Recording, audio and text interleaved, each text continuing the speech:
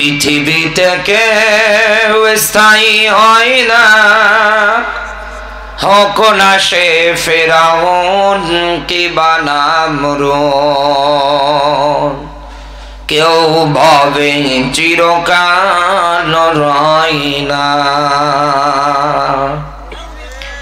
পৃথিবীতে কেউ স্থায়ী হয় না, হোক না সে ফেরাউন কিবা নমরুদ। কেউ ভাবে চিরকাল রয় না, চলে যায় সব ছেড়ে যেতে হয়, মৃত্যু মানে না কোনো পরিচয়। সব রাজা মহারাজা আর মহাবীর, সব রাজা মহারাজা আর মহাবীর, কাউকে সে অবকাশ দেয় না। কেউ ভাবে চিরকাল রয় না, পৃথিবীতে কেউ স্থায়ী হয় না, হোক না সে ফেরাউন কিবা নমরুদ। কেউ ভাবে চিরকাল রয় না। আল্লাহর দরবারে নত শিরে শুকরিয়া আদায় করছি যে মহান মালিক হাজার হাজার মানুষের ভিতর থেকে বাছাই ছাঁটাই করে কোরআনে কারীম বলবার এবং শুনবার জন্য কবুল করেছেন। খুশি হয়ে সবাই উচ্চ আওয়াজে বলছি আলহামদুলিল্লাহ। পৃথিবীর ময়দানে আল্লাহ রাব্বুল আলামিন আমাদেরকে যত কিছুই নেয়ামত আকারে দিয়েছেন, আমরা আমাদের মাথা থেকে শুরু করে পায়ের আঙ্গুল পর্যন্ত যত অঙ্গ প্রত্যঙ্গই পেয়েছি। আলাম নাজাল্লাহু আইনাহি সূরা বালাদ 90 নম্বর সূরা 30 নম্বর পারার এই আয়াতটুকুন থেকে বলছি, পৃথিবীতে আল্লাহ রাব্বুল আলামিন আপনাকে আমাকে দেখার জন্য তার নেয়ামত রাজিগুলোর ব্যাপারে দুটো লাইট দিয়েছেন, তার নাম আরো জোরে বলে। এখন একটা চিন্তা করে দেখেন, যার চোখ আছে আর যার চোখ নেই, দুইজন কি এক সমান হতে পারে? সম্ভব না। যার চোখ নেই তার পক্ষে তো আল্লাহর এই দুনিয়ার আলো বাতাস এত সুন্দর নিয়ামত দেখার সাধ্য নেই। চোখটাও নিয়ামত দিয়েছে কে? আল্লাহ তাআলার নিয়ামত রাজি দুনিয়ায় যা কিছু আছে আমরা এই চোখ দিয়েই দেখছি সব। এই জন্য কোরআনে আল্লাহ রাব্বুল আলামিন ব্যাখ্যা দিয়েছেন সূরা ইব্রাহিমের 7 নম্বর আয়াতের মধ্যে। আল্লাহ পাক বলেন, লা ইন শাকারতুম, আমার নিয়ামত রাজি পাওয়ার পরে কেউ যদি শুকরিয়া আদায় করে, আমি আল্লাহ তার নিয়ামত যা দিয়েছি আরো বাড়িয়ে দেই। এ কথা কার? আরো জোরে বলেন। এখান থেকে একটা পয়েন্ট আমাদের জানা হয়ে গেল, দুনিয়ায় যারা আল্লাহর নিয়ামত পাওয়ার পরে নিয়ামতের শুকরিয়া আদায় করে, আমার আল্লাহ তার নিয়ামত আরো বাড়িয়ে দেয়। একটা হাদিস বলছি, এবার মিলিয়ে যাবে। এই পৃথিবীর ময়দানে আপনি যত কিছুই নিয়ামত আকারে দেখতে পারছেন, এমনকি যা কিছুই দুনিয়ায় তৈরি করা হয়েছে সবগুলোই মানুষের কল্যাণের জন্য। এর ভিতরে শ্রেষ্ঠতম একটা নিয়ামত আল্লাহ রাব্বুল আলামিন মানুষদেরকে দিয়েছেন, তার নাম আল্লাহর কোরআন। কেউ যদি এই নিয়ামতের কাছে জিরো হয়ে আসে, আমার আল্লাহ তাকে হিরো বানাতে 1 সেকেন্ড সময় নেয় না। হযরত ওমর 26 বছর বয়সে যখন ইসলামের কাছে এসেছিলেন, আত্মসমর্পণ স্যালেন্ডার করেছিলেন, যে রাস্তা দিয়ে হাঁটতেন ওই রাস্তায় 40 দিন পর্যন্ত কোনো শয়তান যাওয়ার সাহস পেত না। ওই সময়ে ছোট্ট ছোট্ট বাচ্চারা মায়ের কোলে বসে যদি খাবার না খেতে চাইতো, যেমন আমাদের মায়েরা ছোটতে আমাদের ভয় ভীতি দেখাতো, যদি না খেতাম এই হবে ওই হবে, এই আসবে ওই আসবে। কিন্তু ওই সময়ের নারীরা বাচ্চারা যদি খেতে না চাইতো ডাক দিয়ে বলতো, এই তাড়াতাড়ি খা, নইলে ওমর চলে আসবে। ওমরের কথা শুনে ওরা খাওয়া শুরু করে দিত। এই যে ওমর এত সম্মানিত হয়েছে, রাসূল জানিয়েছেন আমার পরে কেউ যদি নবী হতো, হযরত ওমর আল্লাহর নবী হয়ে যেতেন। কারণ নবী হওয়ার যত যোগ্যতা, যত অ্যাবিলিটি, সবগুলোই আমার আল্লাহ পাক হযরত ওমরকে দান করেছিলেন। এত সম্মান, এত মর্যাদা বেড়েছে তার এই কোরআনের কারণে। হযরত আবু বকর সাধারণ একজন কাপড়ের ব্যবসায়ী ছিলেন। সূরা আসরের শানে নজুল পড়বেন, ওখানে তথ্য পাবে। ডাক দিয়ে বলছে, আবু বকর আমি দেখতে পাচ্ছি তুমি ইসলাম গ্রহণের পর থেকে নিয়ে দিন দিন ক্ষতির দিকে ধাবিত হচ্ছ। আবু বকর ডাক দিয়ে বলছে, দেখেন দুনিয়ায় যারা ইসলাম বাদ দিয়ে কোরআন বাদ দিয়ে চলছে তারাই তো ক্ষতিগ্রস্তের কাতারে আছে। কোরআনের একটা আয়াতও আছে সম্পর্কিত, ওমাই ইয়াবতাগি গায়রাল ইসলামি দীনান ফালা ইউকবালা মিনহু, সূরা আলে ইমরানের 85 নম্বর আয়াত। আল্লাহ পাক বলেন ইসলাম বাদ দিয়ে, কোরআন বাদ দিয়ে কারো যদি ব্যক্তি চলে, কারো যদি রাজনীতি হয়, কারো যদি অর্থনীতি হয়, এক কথায় দুনিয়ায় আপনি যেটাই করেন না কেন একটাও আল্লাহ কবুল করে না।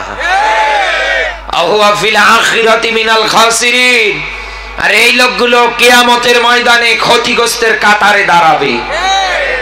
এখন আজ দুনিয়ায় যারা মশান দেখান, ইসলাম এবং কোরআনের বিরুদ্ধাচারণ করে, আপনি মুসলমান ঘরে জন্মগ্রহণ করতে পারেন, আপনার পরিচয় ন্যাশনাল আইডি কার্ডে আপনি দিতে পারেন যে আমার নামের আগে মোহাম্মদ আছে, কিন্তু আল্লাহর ইসলাম এবং কোরআন যদি আপনি মাইনাস করেন, দুনিয়ায় হয়তো ক্ষমতার বলে বাঁচতে পারবেন, কিয়ামতের দিন বাঁচতে পারবেন না।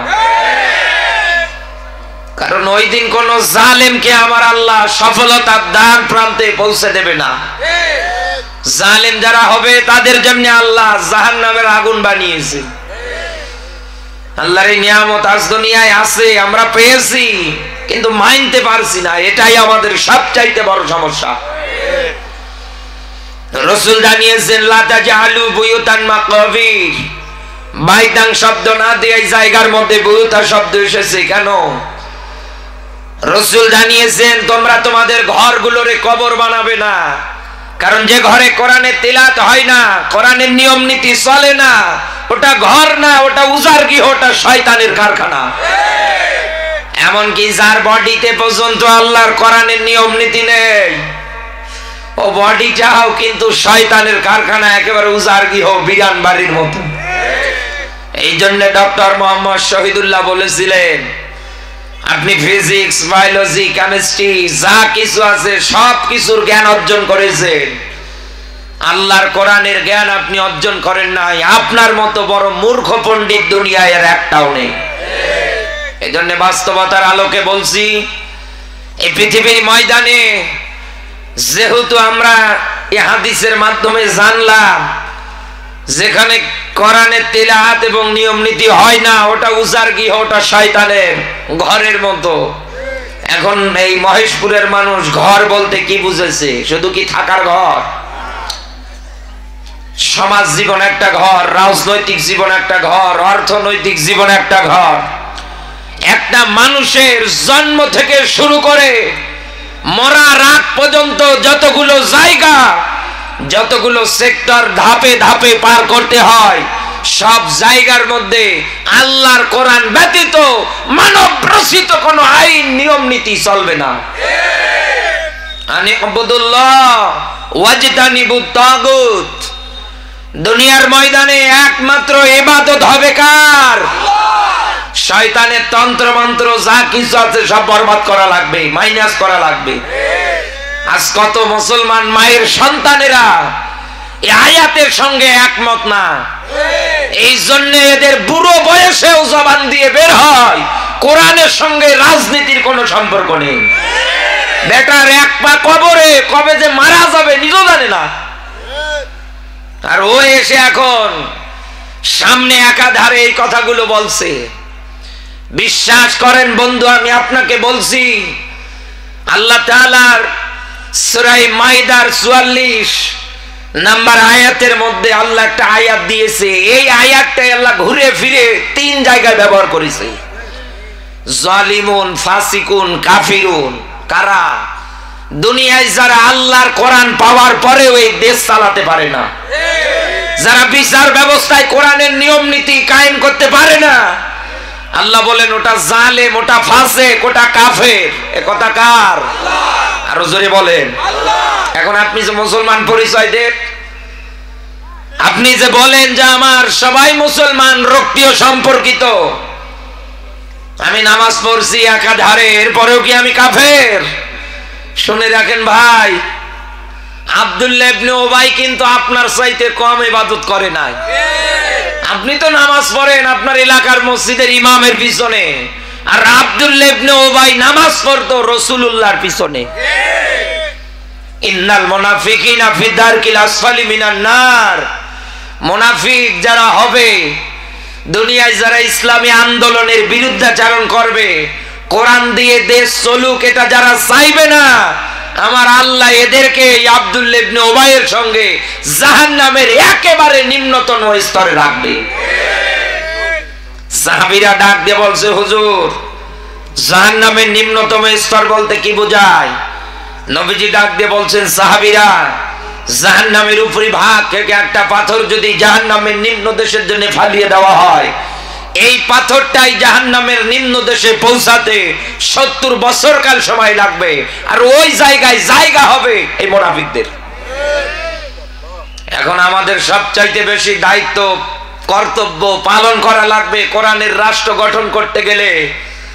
সূরা তাওবার 80, 84 এই 2টা আয়াত আমাদের বাস্তবায়ন করা লাগবে, এই জমিনের ময়দানে কায়েম করা লাগবে। আব্দুল্লাহ ইবনে উবাই মারা যাওয়ার পরে যেমন রাসূলের প্রতি আয়াত ছিল, নবী আপনি এর জানাজা পড়াবেন না, এর কবরের পাশে দাঁড়াবেন না, এর জন্য আপনি দোয়া করবেন না। একবার কেন, 2 বার কেন, 70 বারের অধিকও যদি দোয়া করেন, এরপরেও আল্লাহ আপনার দোয়া কবুল করবে না। কেন?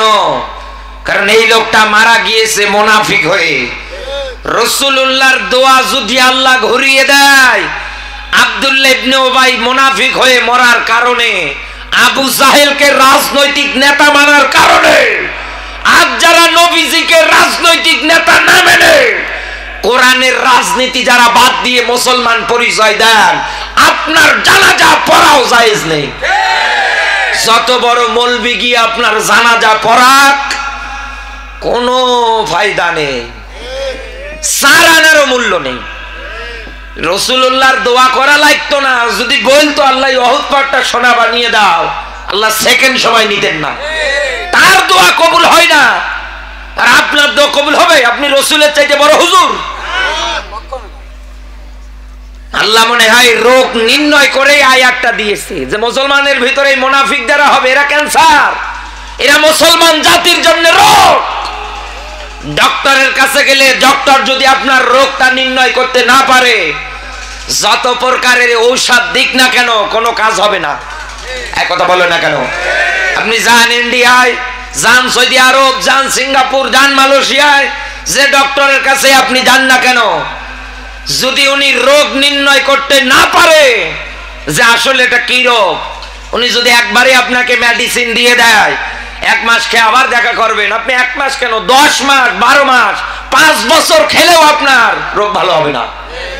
আল্লাহ মুসলমান জাতিদের মধ্যে মুনাফিকদের বিদায় করার জন্য, এই দুনিয়ায় যারা কোরআন দিয়ে সব জায়গার মধ্যে চালাতে চায় না, উল্টা পাল্টা কথা যারা বলে, এই সমস্ত মানুষদেরকে দুনিয়ায় সাইজ করার জন্য আব্দুল্লাহ ইবনে উবাইয়ের মতো মানুষদের দৃষ্টান্ত আল্লাহ কোরআনে নিজে ব্যাখ্যা করেছে। আল্লাহ বলেন এরা রোগী। আজ যদি আমরা সব মৌলবীরা টুপিওয়ালারা এক জায়গায় হতাম না, আর ফতোয়ায় সিদ্ধান্ত যদি বসে যেতাম যে মুনাফিক হয়ে যারা মারা যাবে এদের জানাজা আমরা পড়াবো না, ছাতা পরিয়ে থাক, কথা বললেন না কেন? কুকুর শিয়ালে খাক, হিংস্র জন্তু জানোয়ারে খাক, আমরা ওর জানাজা পড়াবো না। 8-10টা মুনাফিক এটা ফেসবুকে দেখার পর পরে, ইন্টারনেটে দেখার পর পরে ওই এমনি ভালো হয়ে যেত। কিন্তু আমাদের ভিতরে কিছু সুলসুলা মৌলবি আছে, 500 টাকার নোট দিয়ে সিনেমা হল উদ্ভাবন করবেন, মহেশপুরে গিয়ে ডাক দিয়ে বলবেন ভাই একটু দোয়া করেন তো। উনি দোয়া করেছে, আল্লাহ এটা কিয়ামত পর্যন্ত চালু রাখো। আছে না? আছে না? অনেক মানুষ আছে। হিসাব করে দেখেন তো, আল্লাহ বললেন আমার এই কোরআন আমি নেয়ামত আকারে দিলাম, শুকরিয়া যত আদায় হবে, শুকরিয়ার ক্ষেত্রে এটা সব জায়গায় আপনাকে প্রতিষ্ঠা করা লাগবে। রাসূল মার খেয়েছেন বদরে, উহুদে, এক কথা বলে না কেন, তায়েফে সিজদায় গেলে মরা উঠে নারী ভুঁড়ি নিয়ে চাপিয়ে দিত। এই রাসূল এত জুলুম নির্যাতন সহ্য করার পরে হাতে কোরআন নিয়ে বলেছিলেন খয়রুল কুরুনি করনি, আমার যুগটাই হচ্ছে সর্বশ্রেষ্ঠ যুগ। আমরাও তো এটা দেখতে চাই, এটাই তো আমাদের স্বপ্ন। কোথায় আপনি মুসলমানের সন্তান এসে এক প্ল্যাটফর্মে আসবেন তা না, আপনি আবার বলেন এগুলোর সঙ্গে সম্পর্ক নেই। আজহারি ভাই 4 বছর দেশের বাইরে ছিল, একদিনেও তো তাকে নিয়ে আপনি একটা সম্মেলনে বক্তৃতা দিতে পারলেন না, যে বৈধ দেশের বৈধ নাগরিক হওয়ার পরেও কোরআনের কথা বলার কারণে কেন আজহারিকে 4 বছর দেশ থেকে দূরে রাখা হলো? কেন তাকে দেশে থাকতে দেওয়া হবে না? আপনার মতো ফখরুল সাহেব তো একদিন ওই জবান দিয়ে কথাটা বলে নাই, আর এখন আপনি এসে বলছেন যে এই এই ওই ওই। তার মানে আপনি জাতে মাতাল হলেও তাহলে ঠিক আছে, এক কথা বলে না কেন? আল্লাহ এদেরকে যেন হেদায়েত দান করে, বলেন আমিন। এই আয়াতের পরক্ষণে আল্লাহ এই মানুষদের মনে হয় ইন্ডিকেট করেই ব্যাখ্যা দিয়েছে। আল্লাহ বলেন আমার নিয়ামত পাওয়ার পরে যারা শুকরিয়া আদায় করে না, আমি আল্লাহ রাব্বুল আলামিন তাদের জন্য রেখেছি শাস্তি, আযাব। সূরা তাহার 124 নম্বর আয়াতে বার মেলান আল্লাহ পাক বলেন মাই শাতাং দঙ্কা, দুনিয়ার জীবনটা তাদের জন্য আটো সাটো হবে। এখানে উস্তাদ যারা বসে আছেন, আলেম যারা বসে আছেন, জিজ্ঞাসা করেন দঙ্কা সংকীর্ণময় বলতে বোঝানো হয়েছে কবরকে। একটা মানুষ যখন দুনিয়ার থেকে বিদায় নিয়ে চলে যায়, ও যদি পাপী হয়, ইসলাম বিদ্বেষী হয়, কবরের মাটি ওকে চেপে ধরবে। ডান পাজরের হাড় ভেঙে বাম পাজরে ঢুকবে, বাম পাজরের হাড় ভেঙে ডান পাজরে ঢুকবে। কবরটা তার জন্য দঙ্কা সংকীর্ণময় হবে। কিন্তু দুনিয়ায় আপনি তার জীবনের ক্ষেত্রে যেটা দেখবে, লক্ষ লক্ষ টাকার মালিক হতে পারে, চা খাবে তাও 1 কাপ চিনি ছাড়া। নিজের মেয়েটা পরকীয়ায় এত পরিমাণে আসক্ত, এত বিচার হচ্ছে মেয়ের, এত পরিমাণে বিচার হচ্ছে ছেলে গাঁজা খায়, ফেন্সিডিল খায়, ইয়াবা খায়, এক কথা বলে না কেন? বেচারা আর ঘরের বউটা ওনার কথা শোনে না। কি করবে? এত বিচার, এত কিছু, শেষ পর্যন্ত মানুষের সামনে মুখ দেখাতে লজ্জা বোধ করার কারণে বন্দুকের নল মাথায় ঠেকিয়ে দুনিয়ার থেকে বিদায়। অথচ আল্লাহর কোরআন দুনিয়ায় আল্লাহ নিয়ামত আকারে আমাদের দিয়েছেন এগুলোর জন্য না। আল্লাহ তো সাধারণ ভয় ভীতি দেখিয়েছে আপনাকে, এবং কিয়ামতে আপনি অন্ধ হয়ে উঠবেন। এই যে ব্যাখ্যাগুলো আছে একাধারে মিলিয়ে দেখেন, দুনিয়ায় অনেক মানুষের জীবনের সঙ্গে মিলে যায়। এই মানুষগুলোই যখন এই মহেশপুরে মারা যায়, কত মানুষকে দেখবেন ওনার লাশের পাশে গিয়ে বসে বসে কোরআন পড়তে। এক কথা বলে না কেন? যারা কোরআন দিয়ে দেশ চালাতে রাজি না, কোরআন দিয়ে সমাজ গঠন করতে রাজি না, সব জায়গার মধ্যে কোরআনের নিয়ম নীতি চলুক, এটাতে যারা বাধা দেয়, এই সমস্ত জানোয়ারেরা, উই পোকারা, সার পোকারা মারা গেলে লাশের পাশে বসে বসে গিয়ে আপনি কোরআন পড়েন, আপনি পেয়েছেন কোথায়? আল্লাহ পাক বলেন হুদাল্লিন নাস, হুদা বলতে আসমানি কিতাব কোরআনকে বোঝানো হয়েছে। আল্লামা সৈয়দ রহমতুল্লাহ আলাইহি 55টার অধিক নাম ব্যাখ্যা করেছেন কোরআনের। এর ভিতরে এই জায়গায় আল্লাহ যেটা ব্যবহার করেছেন সেটা হচ্ছেন হুদা। কোন জায়গায় দেখবেন নূর, কোন জায়গায় দেখবেন শেফা, কোন জায়গায় দেখবেন জিকির। বলেন না আল্লাহু আকবার। আল্লাহ পাক বলেন আমার এই হুদা আমি দিয়েছি লিন্নাস। বালাগাত মান্তিকের কায়দা 13টা নিয়ম নীতি মেইনটেইন হয় এই লাম শব্দ ব্যবহার করার ক্ষেত্রে। এর ভিতরে এই লাম শব্দ শুধু ব্যবহার হয় জিন্দা মানুষদের জন্য। ওয়ালা আল্লাহুম ইয়াতাফাক্কারুন, জিন্দা মানুষদের জন্য। এই জন্যই কোরআনের এই ব্যাখ্যাটা ব্যবহৃত, কারণ একটা মানুষ যখন মারা যায় সে আর কোনোভাবেই কোনো বিষয় চিন্তা ভাবনা করার ক্ষমতা রাখে না। তার হাত কাজ করে না, তার মাথা কাজ করে না, তার শরীরের অঙ্গ প্রত্যঙ্গ একটাও কাজ করবে না। এনাকে আপনি যতই ডাকেন, যতই কথা বলেন না, উনি আপনার একটা কথা শ্রবণ করতে পারবে না, আপনার কথা শোনার পরে জবাব দিতে পারবে। এক কথা বললেন না কেন? কিন্তু একটা মানুষ জীবিত থাকতে আপনি ওনাকে একটা কটু কথা বলে দেখেন, যদিও আপনার এলাকায় আপনি বলেছেন, কোনদিন ওনার এলাকায় গেলে আপনাকে বাটাম ফাটাবে। আল্লাহ তাআলা বলেন, আমি কোরআন তো দিয়েছি জিন্দা মানুষদের জন্য, আর স্পষ্ট করে কোরআন নাজিল করেছি যাতে করে মানুষ এই ব্যাখ্যাগুলো শোনার পর পরে দুনিয়ায় চিন্তা ভাবনা আনতে পারে। আমার ব্যক্তি জীবনে কোরআন আছে কিনা, সমাজ জীবনে আছে কিনা, হুজুর যা বলছে কোরআন হাদিসের আলোকে আমি ওই কাতারের লোক কিনা, একটা বার তো চিন্তা ভাবনা না দরকার। কিন্তু আমাদের কোনো চিন্তাই নেই। এক লোক রেল লাইনের ওই দুই ধারে প্লাগ নামিয়ে দেয়, ওখানে কাজ করে, ওর ডিউটি ওখানে। এক লোক সেজে গুজে এসে ডাক দিয়ে বলছে, ওগো ট্রেন আসবে কখন? বলছে, এই তো ট্রেন টাইমে যায় 2 ঘন্টা পর পর। তার মানে এখন 9টা বাজে, 11টায় আসবে একটা, 11টার পর গেলে এরপরে 1টায় আসবে একটা। উনি সব শিডিউল বলে দেওয়ার পরে ডাক দিয়ে বলছে, ওগো তুমি যাবে কই? বলছে, কোথাও যাব না, তোমার এই রেল লাইনটা ক্রস করবো তাই।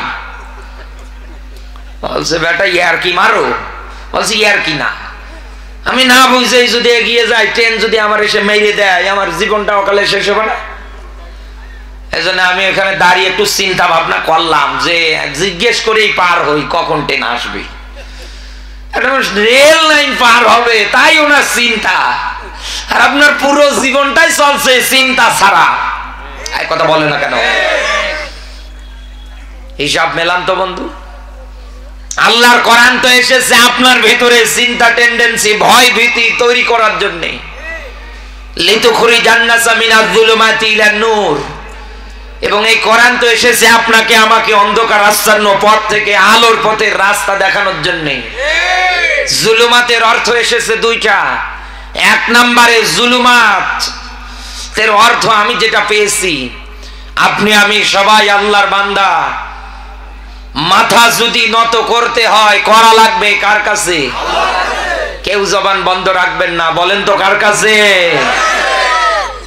ওয়াসজুদ ওয়াক্তারি। আল্লাহ বলেন, আমার নিকটবর্তী কেউ যদি হতে চায় ও যেন আমি আল্লাহকে সিজদা দেয়। ৯৮% মুসলমানের দেশে তাকান, কত মানুষ আছে আল্লাহকে সিজদা না দিয়ে বিভিন্ন মাজারে গিয়ে সিজদা দিচ্ছে। টাকা প্রয়োজন জিন্দা মানুষের, হাত নেই পা নেই তার, আর ইনি টাকার বান্ডিল নিয়ে গিয়ে মাজারে মরা বাবারে দিয়ে আসছে। কে বোঝাবে এদের? সূরা নিসার ৪৮ এবং ১১৬ নম্বর আয়াতে আল্লাহর ব্যাখ্যা, দুনিয়ায় যারা আল্লাহর সমকক্ষ অংশীদার সাব্যস্ত তথা শিরিক দুনিয়ায় যারা করে, আল্লাহ পাক বলেন এই রকম গুনাহ আমি আল্লাহ মাফ করি না। এটা বাদ দিয়ে অন্যান্য গুনাহ আমি আল্লাহ মাফ করে দেই। সূরা মাইদার ৭২ নম্বর আয়াতে আল্লাহ ব্যাখ্যা দিয়েছে, আল্লাহ বলেন এদের জন্য আমি আল্লাহ আমার বানানো জান্নাতটাই হারাম করে দিয়েছি। আল্লাহ যদি জীবনের অপরাধ মাফ না করে, এত কবিরা গুনাহ। আল্লাহ যদি মাফ না করে, আল্লাহ যদি বানানো জান্নাতটা হারাম করে দেয়, যে আগলা বাবা আজকে আপনাকে বলতেছে যে কোনো চিন্তা নেই, কিয়ামতে আমি জাহাজ নিয়ে আসবো, আমার জাহাজে উঠবি আর জান্নাতে যাবি, ও তো এক পাগল। আর আপনি ওর কথা শুনে বসে ওখানে থাকতেছেন, সেজদা দিচ্ছেন, আপনি আরো বড় পাগল। কারণ কিয়ামতের ময়দান হবে তামার, উপরে থাকবে সূর্য, তাপ দেবে, তামা গরম হবে না ঠান্ডা হবে? আরো জোরে বলে। জলিলুল কদর পয়গম্বররা ডাক দিয়ে বলবে, ইয়া নফসি ইয়া নফসি, আমার কি হবে, আমার কি হবে? নূহ নবীর মতো মানুষ ডাক দিয়ে বলবে, আল্লাহ ৯৫০ বছর দিনের দাওয়াত দিয়েছি, মাত্র ইসলাম গ্রহণ করেছে ৪০-৮০ জন মানুষ, রিসালাতের এত বড় একটা দায়িত্ব তুমি আমার উপরে চাপো, আমার হবে কি? উম্মতের কথা ভুলে গিয়ে নিজের চিন্তায় ব্যস্ত, আর আপনার বাবা বের হবে জাহাজ নিয়ে, ওখানে জাহাজ চলবে কোথায়? আপনারে বোঝাচ্ছে আর আপনি বুঝতে যাচ্ছেন, আর একাধারে ওই জায়গায় চলে যাচ্ছেন। বিশ্বাস করেন মহেশপুরের মুসলমানেরা, আল্লাহর এই কোরআন এই দুনিয়ার ময়দানে এই জন্য এসেছে জিন্দা মানুষদের জন্য। শিরিক বিদআতের যত পথ আছে, যত আস্থানা আছে, যত কিছু আছে, জিন্দা মানুষ যেন এগুলো শোনার পর পরে এরকম জায়গাগুলো চিরদিনের জন্য বন্ধ করে দেয়। এগুলো রাখা ঠিক না। 2 নম্বরে আমি যেটা পেয়েছি, ইন্নাল্লাহা ইয়া'মুরু বিল আদলি ওয়াল ইহসান। ইয়া'মুরু আমরের সিগা। আল্লাহ পাক বলেন আমার আদেশ, এই দুনিয়ার ময়দানে আদল করো, ন্যায় বিচার করো, ভারসাম্য রক্ষা করো, ইনসাফপূর্ণ নিয়ম নীতি কায়েম করো।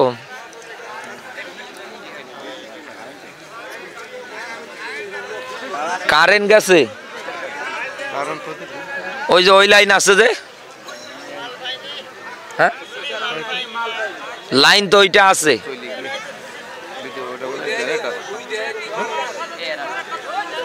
এ ভাই বসেন, রাতের আধারে চলে যাইয়েন না ভাই, কি কাণ্ড। হ্যাঁ জিকির করেন সবাই, লা ইলাহা ইল্লাল্লাহ সুবহানাল্লাহ আলহামদুলিল্লাহ লা ইলাহা। মাইক নিয়েছেন কন্তে? এই মাইক নাই ওয়াজে মানুষ, একেবারে অবস্থা খারাপ। সুবহানাল্লাহ আলহামদুলিল্লাহ লা ইলাহা। সুবহানাল্লাহ আলহামদুলিল্লাহ লা ইলাহা। সুবহানাল্লাহ আলহামদুলিল্লাহ লা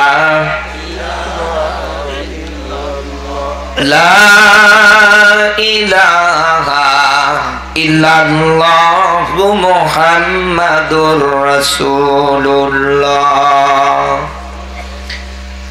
আমি আপনাকে যেটা বলতেছিলাম, আল্লাহ তাআলা এই দুনিয়ার ময়দানে আদল, ভারসাম্য, ইনসাফপূর্ণ, শান্তি পূর্ণ একটা সমাজ, বিচার ব্যবস্থা কায়েমের জন্য কোরআন দিয়েছে।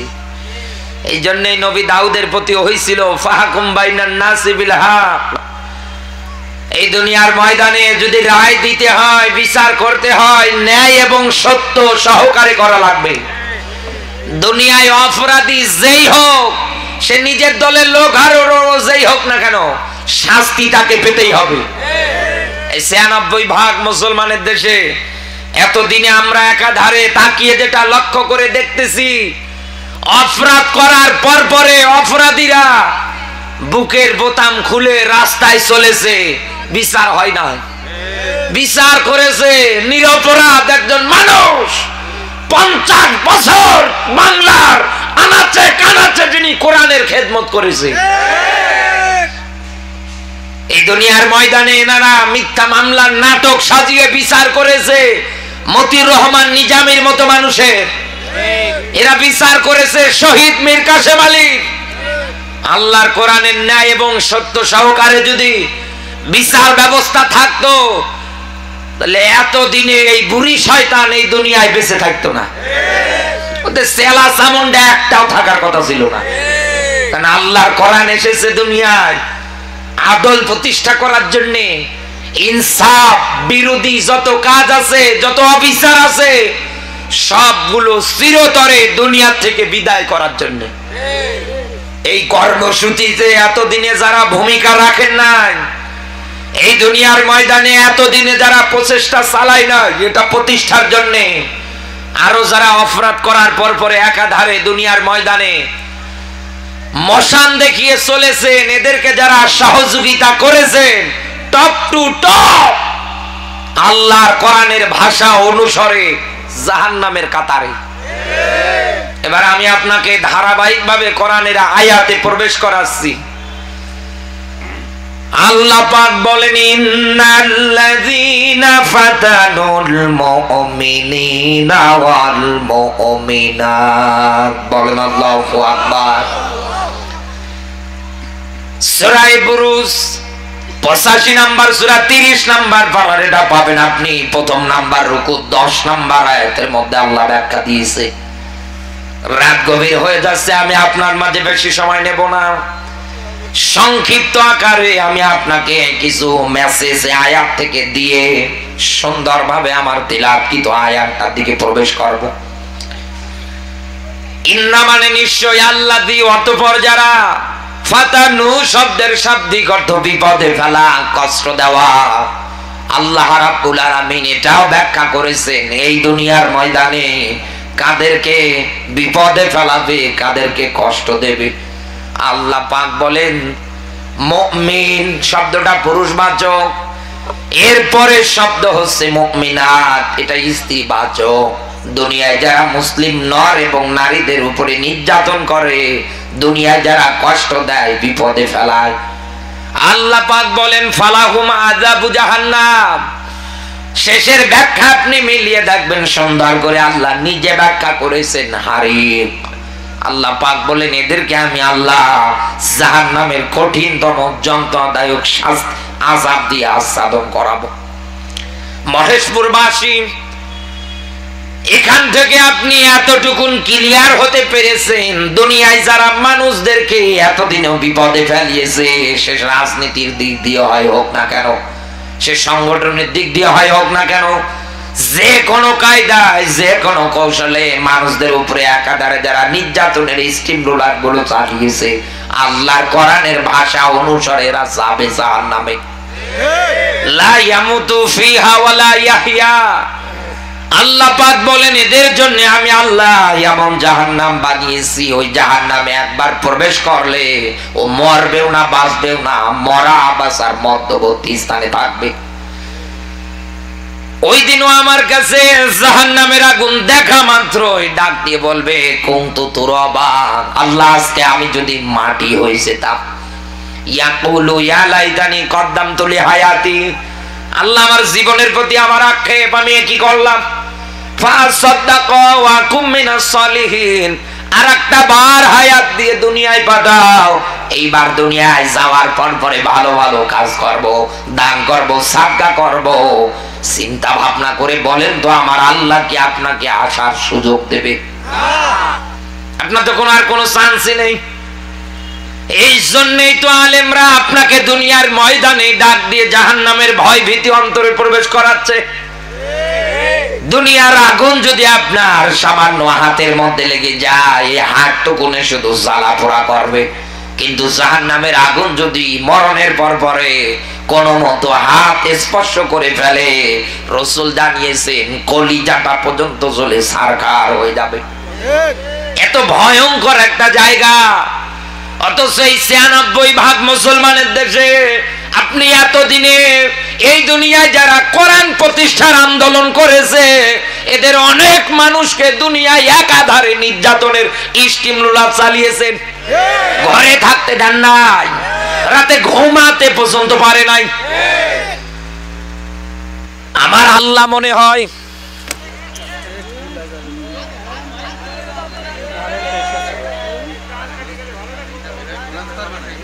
কি করব বলেন, কি করে? আমার আল্লাহ মনে হয় এই মানুষদের ব্যাপারে সুন্দর করে কোরআনে কারিমের এই বাংলাদেশের প্রেক্ষাপট অনুসারে এই মুহূর্তে আয়াতের ব্যাখ্যাটা বলে দিলেন। দেখেন তো একেবারে খাপের খাপ মুনতাজের বাপ মিলে যায় না। কারণ রাজনীতি করার ক্ষেত্রে এতদিনে দেখেন কত মানুষ এই দুনিয়ার ময়দানে এত পরিমাণে দুনিয়ায় যারা ইসলাম প্রতিষ্ঠার জন্য ভূমিকা রেখেছিল, তাদের উপরে একাধারে জুলুম নির্যাতন গুলো চালিয়েছে। ওনাকে কতবার বলা হয়েছে ইন্নামাস সাবিলু আলাল্লাযিনা ইয়াযলিমুনান নাস, দুনিয়ায় যারা মানুষ হয়ে মানুষের উপরে জুলুম করে, কিয়ামতের দিন আমার আল্লাহ পাক নিজে এটার বিরুদ্ধে মামলা দেবে। রাসূল জানিয়েছেন এই জুলুম তো কিয়ামতে অন্ধকার হিসাবে দেখা দেবে। এরপরেও দুনিয়ার ময়দানে টুপিওয়ালা দেখার পরে আপনি রাজাকার বলে গালি দিতেন, টুপিওয়ালা দেখা মাত্রই আপনার কাছে জঙ্গি বলে মনে হতো। আপনি কত কথা একাধারে বলতেন। এই জন্যে আমি আপনার মাঝে আয়াত অনুসারে এই মানুষদের বাস্তব আসল ঠিকানা কোন জায়গায় সেটাই এবার উপস্থাপন করব। এদের যারা সমর্থন করে এরাও মরার পরে কোন জায়গায় যাবে ওইটাই আমাদের এবার বের করা লাগবে। এখানে আলেম যারা আছে জিজ্ঞাসা করে দেখেন, আমি আয়াতটা তিলাওয়াত করার ক্ষেত্রে, ব্যাখ্যায় আসার ক্ষেত্রে পরিপূর্ণভাবে কিন্তু বলি না, আমি এক মাঝখানের একটা শব্দ কিন্তু বাদ দিয়েছি। সেই শব্দটুকুন হচ্ছে সুম্মা লাম ইয়াতুবু। আল্লাহ পাক বলেন মুমিন ইমানদারের কষ্ট দেওয়ার পরে দুনিয়ায় যারা তাওবা বিহীন অবস্থায় মারা যায়, এ কথা কার? আল্লাহ। কেন দিলেন তাওবার কথা? কেন এই জায়গার মধ্যে আল্লাহ সুম্মা লাম ইয়াতুবু এই শব্দটা দিলেন? আল্লাহ তো ডাইরেক্ট যেমন দিয়েছে ওটাই তো ভালো ছিল। যারা কষ্ট দেবে, বিপদে ফেলাবে, ওরা জাহান্নামে যাবে। কিন্তু এই জায়গার মধ্যে আল্লাহ কেন তাওবার ব্যাপারে ব্যাখ্যা দিলেন? এখানে কারণ আছে না নেই? আরো জোরে বলেন। এই জন্যই তো কোরআনের মাহফিল গুলোতে আসা লাগে। তাফসিরুল কোরআন মাহফিলের আয়োজন তো এই জন্যই। আলেম ওলামারা সবাই মিলে, গ্রামের লোকজন, যুব সমাজ মিলে মানুষদের মাঝে সুন্দর করে একটা অনুষ্ঠানের ব্যাপারে আপনাকে এতদিন প্রচারণা চালিয়ে আসতে বলে। কারণ পৃথিবীর ময়দানে কোরআন গবেষণা করার মতো একটা কিতাব। আল্লাহ নিজেও ডাক দিয়ে ইন্ডিকেট করে বলেছেন আফালা ইয়াতাদাব্বারুনাল কোরআন। কি হলো তোমাদের, কেন তোমরা কোরআন নিয়ে গবেষণা করো না? আম আলা কুলুবিন আকফালুহা, নাকি তোমাদের অন্তঃকরণে তালা ধরেছে, মরিচা ধরেছে, জং ধরেছে? এবার আমাদের এই জায়গায় আয়াত অনুসারে বের করা লাগবে কেন আমার আল্লাহ এই জায়গায় তাওবার ব্যাখ্যাটা উঠালেন এই সব পাপী মানুষদের ব্যাপারে। এবার বলছি ভালো করে মেলান। এই দুনিয়ার ময়দানে অনেক মানুষ আছে বিপদে আর কষ্টে নির্যাতন একাধারে করার পরে ও যখন তাকিয়ে দেখবে আমার দল তো এখন আর ক্ষমতায় নেই, আমার নেতৃত্ব এখন আর দেশে থাকতে পারে না, কোন জায়গার মধ্যে আমার দলের লোকজন পরিচয় দিতে পারে না, ও সঙ্গে সঙ্গে এই দুনিয়ার ময়দানে মানুষদের মাঝে গিয়ে বলবে তোমরা যদি এখন জামাত করো তো আমিও জামাত, তোমরা যদি বলো বিএমপি তো আমিও বিএমপি। এক কথা বলে না কেন? এই জন্যই বুঝি থানা থেকে, কারাগার থেকে রিপোর্ট এসেছিল ইন্টারনেটের মধ্যে যে ব্যারিস্টার সুমন জায়নামাজ আর তাসবিহ ছাড়া কিছু বোঝে না। কারণ আল্লাহ এটাই বুঝিয়েছে দুনিয়ায় অনেক মানুষ আছে অপরাধ করার পরে যখন ও তাকিয়ে দেখবে ওর দলের একটা বিষয় চলছে না, ওর কোন নেতা নেত্রী দেশে থাকতে পারছে না, তখন এক জায়গার মধ্যে সুন্দর করে ডাক দিয়ে বলবে যে আমিও তোমাদের মতো ভালো হয়ে গেলাম, আমার দ্বারা এই কাজ হবে না। কিন্তু এই জায়গার মধ্যে মাপ চাওয়ার ক্ষেত্রে ব্যাখ্যা থেকে যায় দুইটা। কারণ পৃথিবীতে হকের আবার প্রকারভেদ আছে। এক নম্বরে হচ্ছে হকুল্লাহ। কার হক? আরো জোরে বলেন। আল্লাহর হক। আপনি নামাজ পড়েননি, রোজা রাখেননি, হজ করেননি, যাকাত দেননি, আল্লাহর এই হক দুনিয়ার ময়দানে আপনি আপনার জীবন জিন্দেগিতে এতদিনে একটাও আদায় করেন না।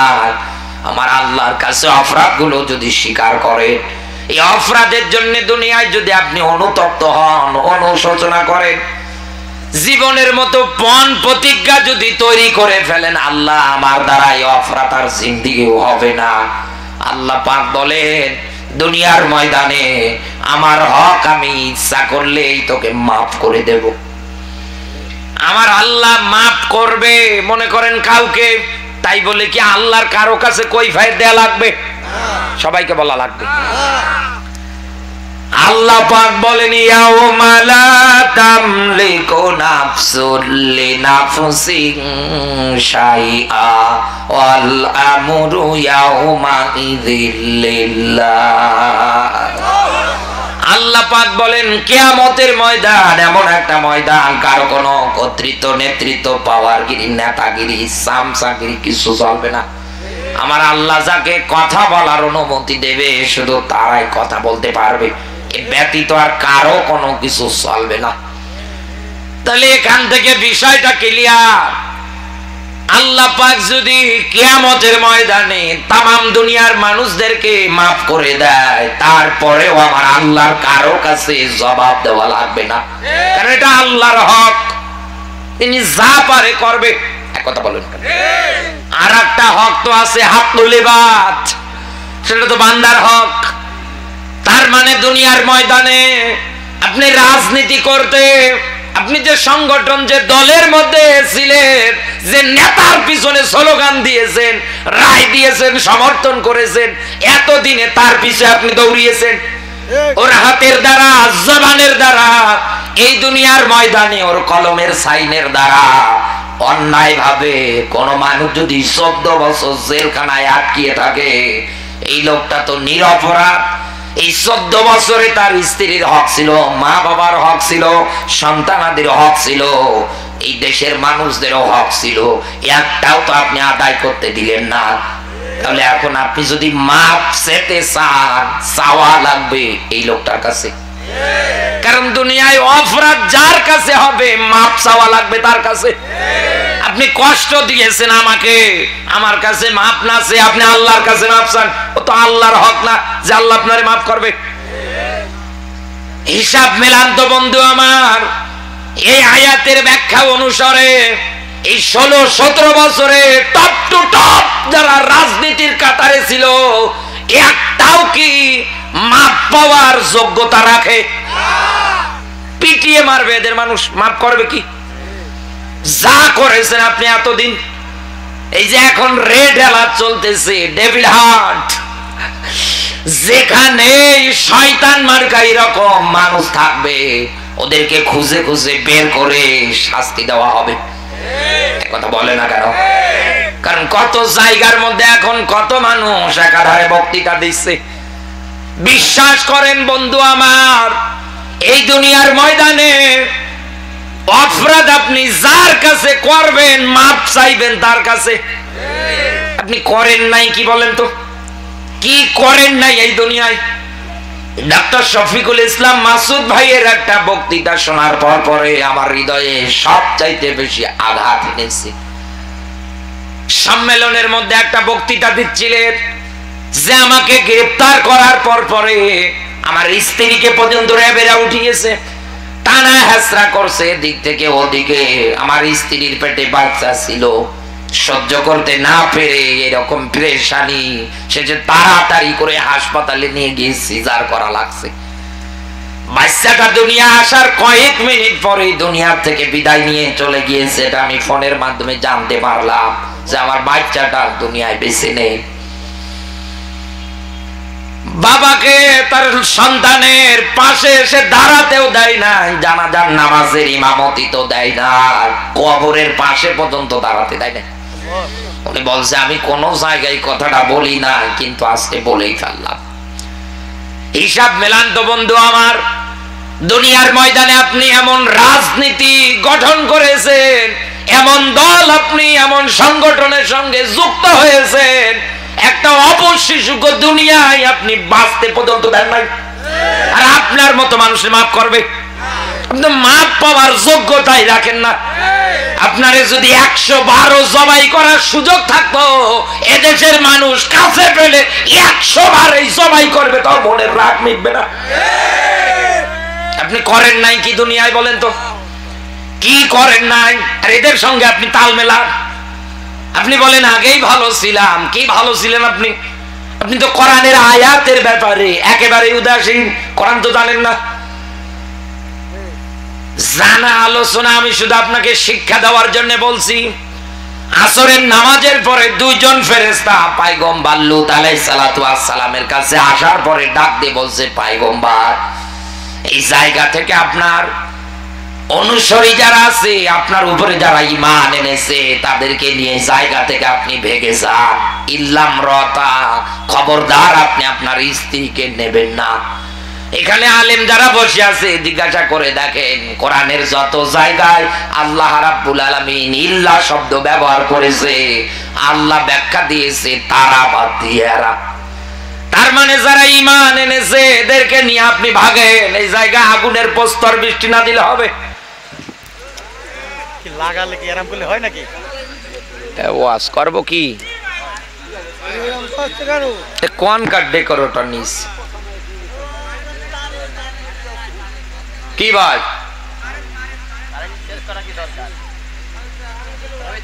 এদিকে তাকান বন্ধুরা আমার, শিক্ষা দেওয়ার জন্য বলছি আমি আপনাকে। নবী লূত আলাইহিস সালাতু ওয়াস সালামের প্রতি আল্লাহর পক্ষ থেকে বার্তা ছিল, নবী আপনি এই জায়গা থেকে আপনার অনুসারী যারা আছে তাদেরকে নিয়ে তাড়াতাড়ি করে ভেগে যাবেন, আপনার স্ত্রীদের নেবেন না। আমাদের মনের মধ্যে প্রশ্ন আসতে পারে, লূত নবীর স্ত্রীর কি কোনো চরিত্রগত দিক দিয়ে সমস্যা ছিল? কেন নেই? কারণ দুনিয়ায় নবীদের রক্তগুলো পুত পবিত্র, এই রক্তের মধ্যে আল্লাহ কোনো হারাম রক্তের সংমিশ্রণ ঘটাবে না। কেন তাহলে বাদ দিতে বললেন যে আপনার স্ত্রীরে নেবেন না? কেন? কারণ ওই সময়ে খারাপ মানুষ যারা ছিল তাদেরকে তলে তলে সাপোর্ট করত, শুধু সাপোর্ট করার কারণে আগুনের প্রস্তর বৃষ্টিতে পড়ে মারা গিয়েছে। আল্লাহর গজব।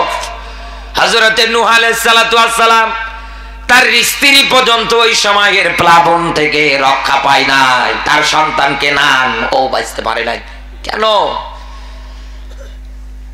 কারণ ওই সময়ের মধ্যে যারা নবী নূহ আলাইহিস সালাতু ওয়াস সালামকে মেরে মেরে রক্তাক্ত করে ফেলতেন, অজ্ঞান হয়ে যেতেন, ময়লার স্তূপে ফালিয়ে দিতেন, তেনার সেন্স আসা মাত্র আবার কোরআনের দাওয়াত দেওয়ার জন্য ছুটে আসতেন।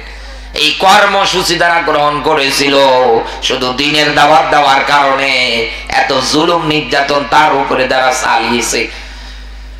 তার স্ত্রী তাদের সঙ্গে তাল মিলিয়ে ডাক দিয়ে বলতো, এ তো পাগল, এর কথা তোমরা বিশ্বাস করো, আরো পেটাও, ওরে মেরেই ফেলো দুনিয়ার থেকে। শুধু তলে তলে খারাপ লোকদেরকে সাপোর্ট করার কারণে যদি আল্লাহর গজবে পড়ে ওরা মারা যায়, হিসাব তো বরাবর। এতদিন আপনি যে সংগঠন করেছেন, যে রাজনীতি করেছে, ওরা যত মানুষের হক নষ্ট করেছে, এই জন্যই তো ওদের বাড়ি ঘর যেখানে যে জায়গার মধ্যে তৈরি করেছিল মানুষ একটাও রাখে নাই, সবগুলো উল্টিয়ে দিয়েছে। লক্ষ লক্ষ টাকা আপনি মানুষের আত্মসাৎ করে যে বিল্ডিং বাড়ি তৈরি করেছেন, মানুষের হক নষ্ট করে এই দুনিয়ার ময়দানে মাজলুম মানুষদেরকে কষ্ট দিয়ে যত বড়ই আপনি অট্টালিকা তৈরি করেন না কেন, মহেশপুরবাসী একটাও আল্লাহ দুনিয়ায় আপনাকে ভোগ করতে দেবে না। এটা মনে করবেন আপনার উপরে আল্লাহর গজব। কোরআনের পাখির সেই বার্তা আজও কানের মধ্যে আমাদের বাজতেছে যে সামনে এমন দিন আসবে পালানোর জন্য ইন্দুরের গর্ত পর্যন্ত খুঁজে পাবে না। সেটাই তো হচ্ছে এখন। কোন বাপের বেটা এসে বলুক যে আমি ওই দল, ও জীবন নিয়ে বাড়ি যেতে পারবে না। কি করেন নাই দুনিয়ায় আপনি বলেন? নবীর স্ত্রী সন্তানেরা যদি আল্লাহর গজব থেকে খারাপ লোকদেরকে সাপোর্ট করার কারণে রেহাই না পায়, আজ আপনি ওদের পাশেটে যে লক্ষ লক্ষ টাকার বিল্ডিং বাড়ি তৈরি করেছেন, আজ তাকান মানুষ ওগুলো বল্ডুজার দিয়ে গুড়িয়ে উড়িয়ে দিচ্ছে। শকে দিচ্ছে না, এগুলো মাজলুম মানুষদের দোয়া কার্যকর হয়ে গিয়েছে।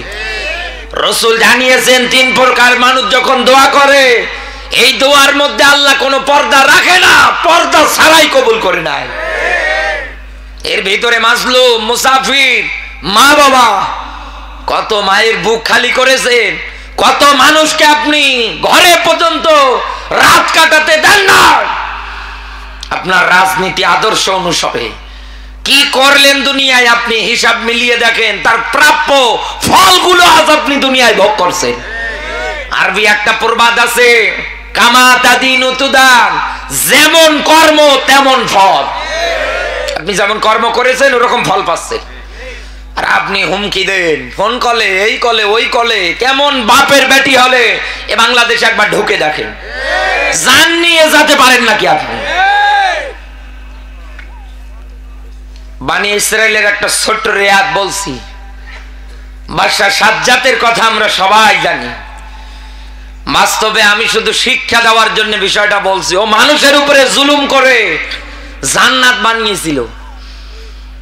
জান্নাত উদ্ভাবন করার জন্য ঘোড়ার পিঠে সাওয়ার করে যাচ্ছে, আজরাইল ওর কানের কাছে এসে মুখ নিয়ে ডাক দিয়ে বলছে, বাচ্চা তোমার জান কবজ করার জন্য এসেছি। বলছে, না একটু সময় দেন আমাকে, আমি ভেতরে যাবো আর আসবো, এত শখের বানানো জান্নাত আমার। বলছে, না 1 সেকেন্ড সময় দেওয়া হবে না, যার যখন মরণ উপস্থিত হবে তাকে মরাই লাগবে। বলছে, না আমি দেখবই। ঘোড়ার পিঠ থেকে লাফ দিস, আজরাইল ওকে ধাক্কা মেরে দুনিয়ার থেকে বিদায় করে দিয়েছে। আলেম যারা আছে জিজ্ঞাসা করে, সব মুফাসসিরেরা একমত বাদশাহ সাজ্জাদকে আল্লাহ তার বানানো জান্নাতটা ভোগ করতে দেয় না এই জন্য, কারণ ও মাজলুম মানুষদের উপরে জুলুম করে জান্নাত বানিয়েছে। এই জন্য আজও মিলান ওই শব্দ অনুসারে আপনিও অবৈধভাবে মানুষের উপরে জুলুম করে রাস্তার বিল পাস করিয়ে রাস্তা না বানিয়ে নিজের অ্যাকাউন্টে ঢুকিয়ে ঘর বানিয়েছে, বাড়ি বানিয়েছে, শেষে আপনার বাথরুমের প্যান পর্যন্ত মানুষ খুলে নিয়ে যাচ্ছে। এটাই তো দুনিয়ার নীতি, এটাই তো দুনিয়ার নিয়ম। আল্লাহ যখন যাকে ধরে ফামাহিলিল কাফিরিনা আমহিলহুম রুয়াইদা, আল্লাহ পাক বলেন আমি যখন ধরবো তো বাপ বলার সময় পর্যন্ত দেব না। আমি কাফেরদের ছাড় দেই, অবকাশ দেই, কর কত করবি কর, কিন্তু যেদিন ধরবো ওদিন কিন্তু রেহাই নেই। এবার হিসাব মেলান, আল্লাহ ধরেছে এখন সব জায়গায়। যারা মানুষের উপরে একাধারে নির্যাতনের স্টিমরুলার চালিয়েছেন, পালিয়ে বাঁচার মতো অবস্থায় এখন কিন্তু আপনার আর নেই। এখন এটার সঙ্গে যারা তাল মিলান, নতুন করে আবারও দুনিয়ায় যারা ঝামেলা সৃষ্টি করতে চাচ্ছে, এই 56,000 বর্গ মাইলের দেশ নিয়ে যারা উল্টা পাল্টা ধারণা করতেছেন, আমি এবার আপনাকে বলছি বন্ধু শোনেন, আজ থেকে 10 বছর আগে মানুষ হয়তো অতটা সজাগ ছিল না, কিন্তু এখন মানুষের মুখে একটাই মাত্র বার্তা, 2 বুবুর শাসন দেখেছি, সাফাইয়ের সাথ চালিয়েছে এটাও দেখেছি, আগামীতে আমরা কোরআনের রাষ্ট্র গঠন করব। এই ভূমিকার মধ্যে সবাই চেষ্টা চালাচ্ছে এবং আমাদের আমির সাহেব যেখানেই যাচ্ছে ওই জায়গার মধ্যে লোকে লোকারণ হচ্ছে, জায়গা দেওয়ার হচ্ছে না। এটা ইসলামের গণজোয়ার। আপনি এটার যদি বিরুদ্ধাচরণ করেন,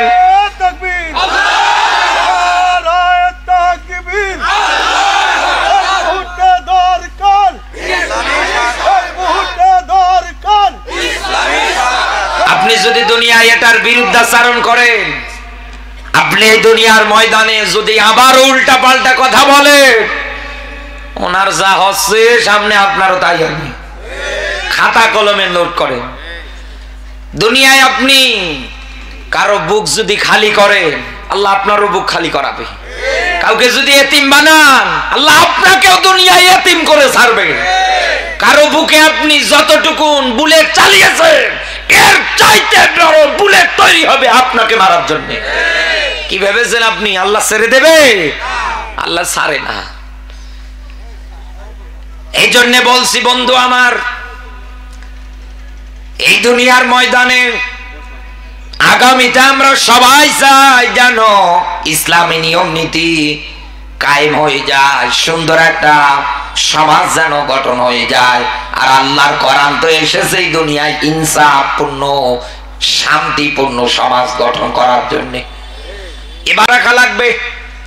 আল্লাহ পাক বলেন ওয়ালতাকুম মিনকুম উম্মাতুন ইয়াদউনা ইলাল খায়র, সূরা আল ইমরানের 104 নম্বর আয়াত।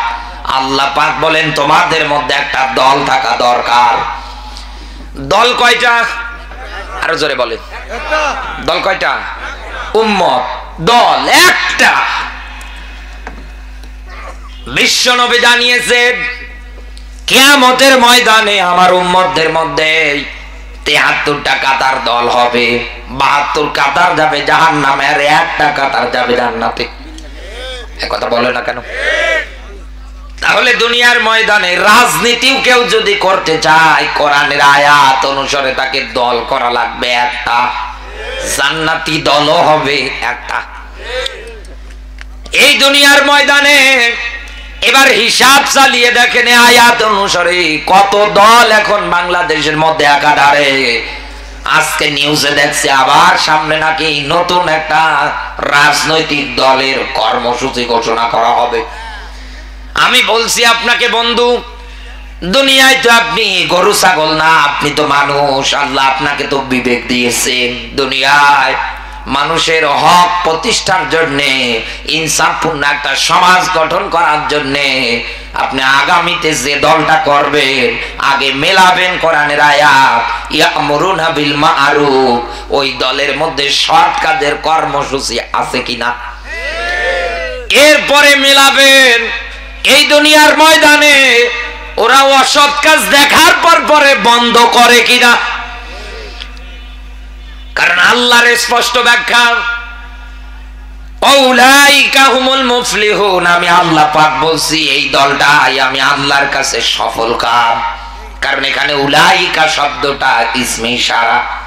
আমার যেমন হাতের আঙ্গুল আছে, আমি দেখাচ্ছি এই মানুষগুলো, আমার আল্লাহ তার কুদরতের আঙ্গুল দিয়ে দেখাচ্ছে উলাইকা এই মানুষগুলো কারা। দুনিয়ায় যারা রাজনীতি করার ক্ষেত্রে, দল করার ক্ষেত্রে, শান্তিপূর্ণ একটা ন্যায় বিচার সম্পূর্ণ একটা সমাজ গঠনের জন্য দুনিয়ায় সৎ কাজে আদেশ দেয়, অসৎ কাজে বাধা দেয়, আল্লাহ পাক বলেন এই রকম দলই আমি আল্লাহর কাছে সফল কাম।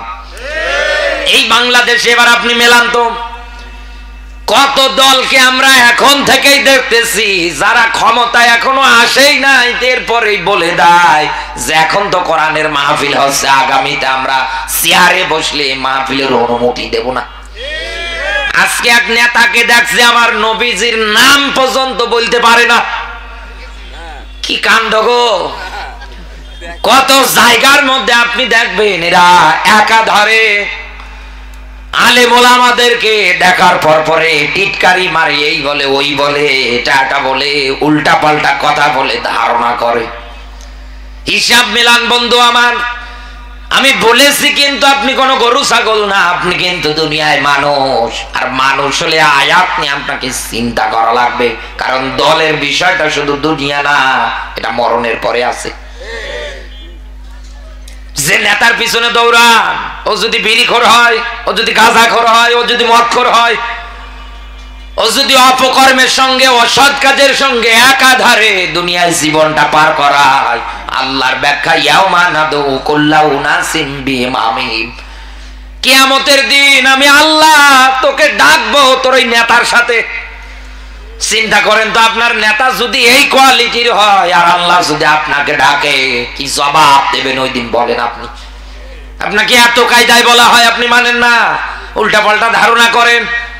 আমি তো আপনার শত্রু না, আমি তো আপনার বন্ধু। কারণ কোরআনের স্পষ্ট আয়াত তো আমি জানি, দুনিয়ায় যারা সৎ কাজ প্রতিষ্ঠার জন্য ভূমিকা রাখে, অসৎ কাজ দুনিয়ায় যারা বন্ধ করে দেয়, এই দল দুনিয়ায় কেউ যদি করে ওর লাভ আছে। ও যদি মারাও যায় তারপরেও আমি কোরআন এবং হাদিস দিয়ে আপনাকে ব্যাখ্যা করে বলছি ও আল্লাহর জান্নাতেই যাবে।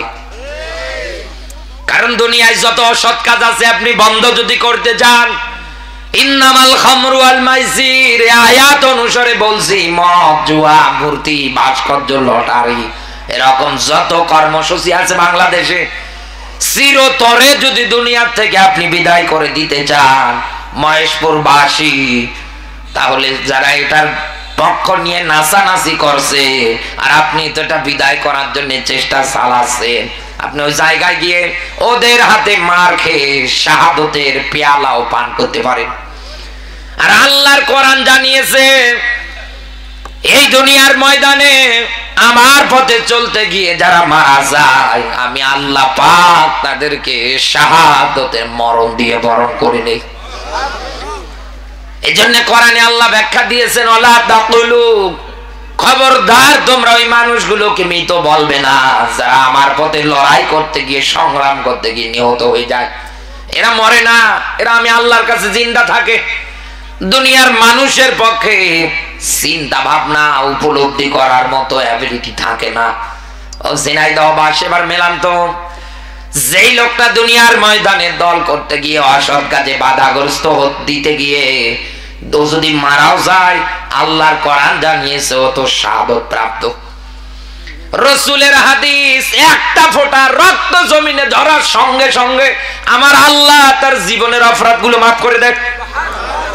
কবরে, মিজানে, হাসরে, ফুলসিরাতে কোন জায়গায় তার কোনো পেরেশানিতে পড়া লাগবে না, কারণ আল্লাহর স্পষ্ট ব্যাখ্যা তার জন্য। ফাম্মা মান উতিয়া কিতাবাহু বিয়ামিনিহি, আল্লাহ পাক বলেন কিয়ামতের ময়দানে আমি আল্লাহ পাক আদর করে আমল নামাটা ডান হাতে দিয়ে দেব। ফাসাউফা ইউহাসাবু হিসাবা ইয়াসিরা, কিয়ামতের ময়দানে আমি আল্লাহ তার হিসাবটা একেবারে সহজ করে দেব। বিশ্ব নবীর হাদিস, কিয়ামতের ময়দানে আমার আল্লাহ রাব্বুল আলামিন ডাক দিয়ে বলবে তোরা হালবনা থেকে আজকে আমার কাছে 70 জন মানুষের জন্য সুপারিশ কর, আমি আল্লাহ বলছি সুপারিশ কবুল হবে। এবার মেলান তো মিনান নাবিয়িনা ওয়াস সিদ্দিকিনা ওয়াস শুহাদাই ওয়াস সালিহিন ওয়া হাসুনা উলাইকা রাফিকা, এই আয়াত অনুসারে বলছি সূরা নিসার 61 নম্বর আয়াত। আল্লাহ পাক জানিয়েছেন বন্ধু যদি বানাতে হয় 1 নম্বরে বানানো লাগবে দুনিয়ায় যারা নবী, নবীরা তো এখন দুনিয়ায় নেই। আল উলামা ওয়ারাসাতুল আম্বিয়া, আমার পরে দুনিয়ায় নাইবে নবী তারা, দুনিয়ায় যারা আলেম। 2 নম্বরে এই দুনিয়ার ময়দানে বন্ধু হবে সিদ্দিকিন, দুনিয়ায় যারা সত্য জিনিসটাকে বিনা চিন্তা ভাবনায় মেনে নেয় এদেরকে।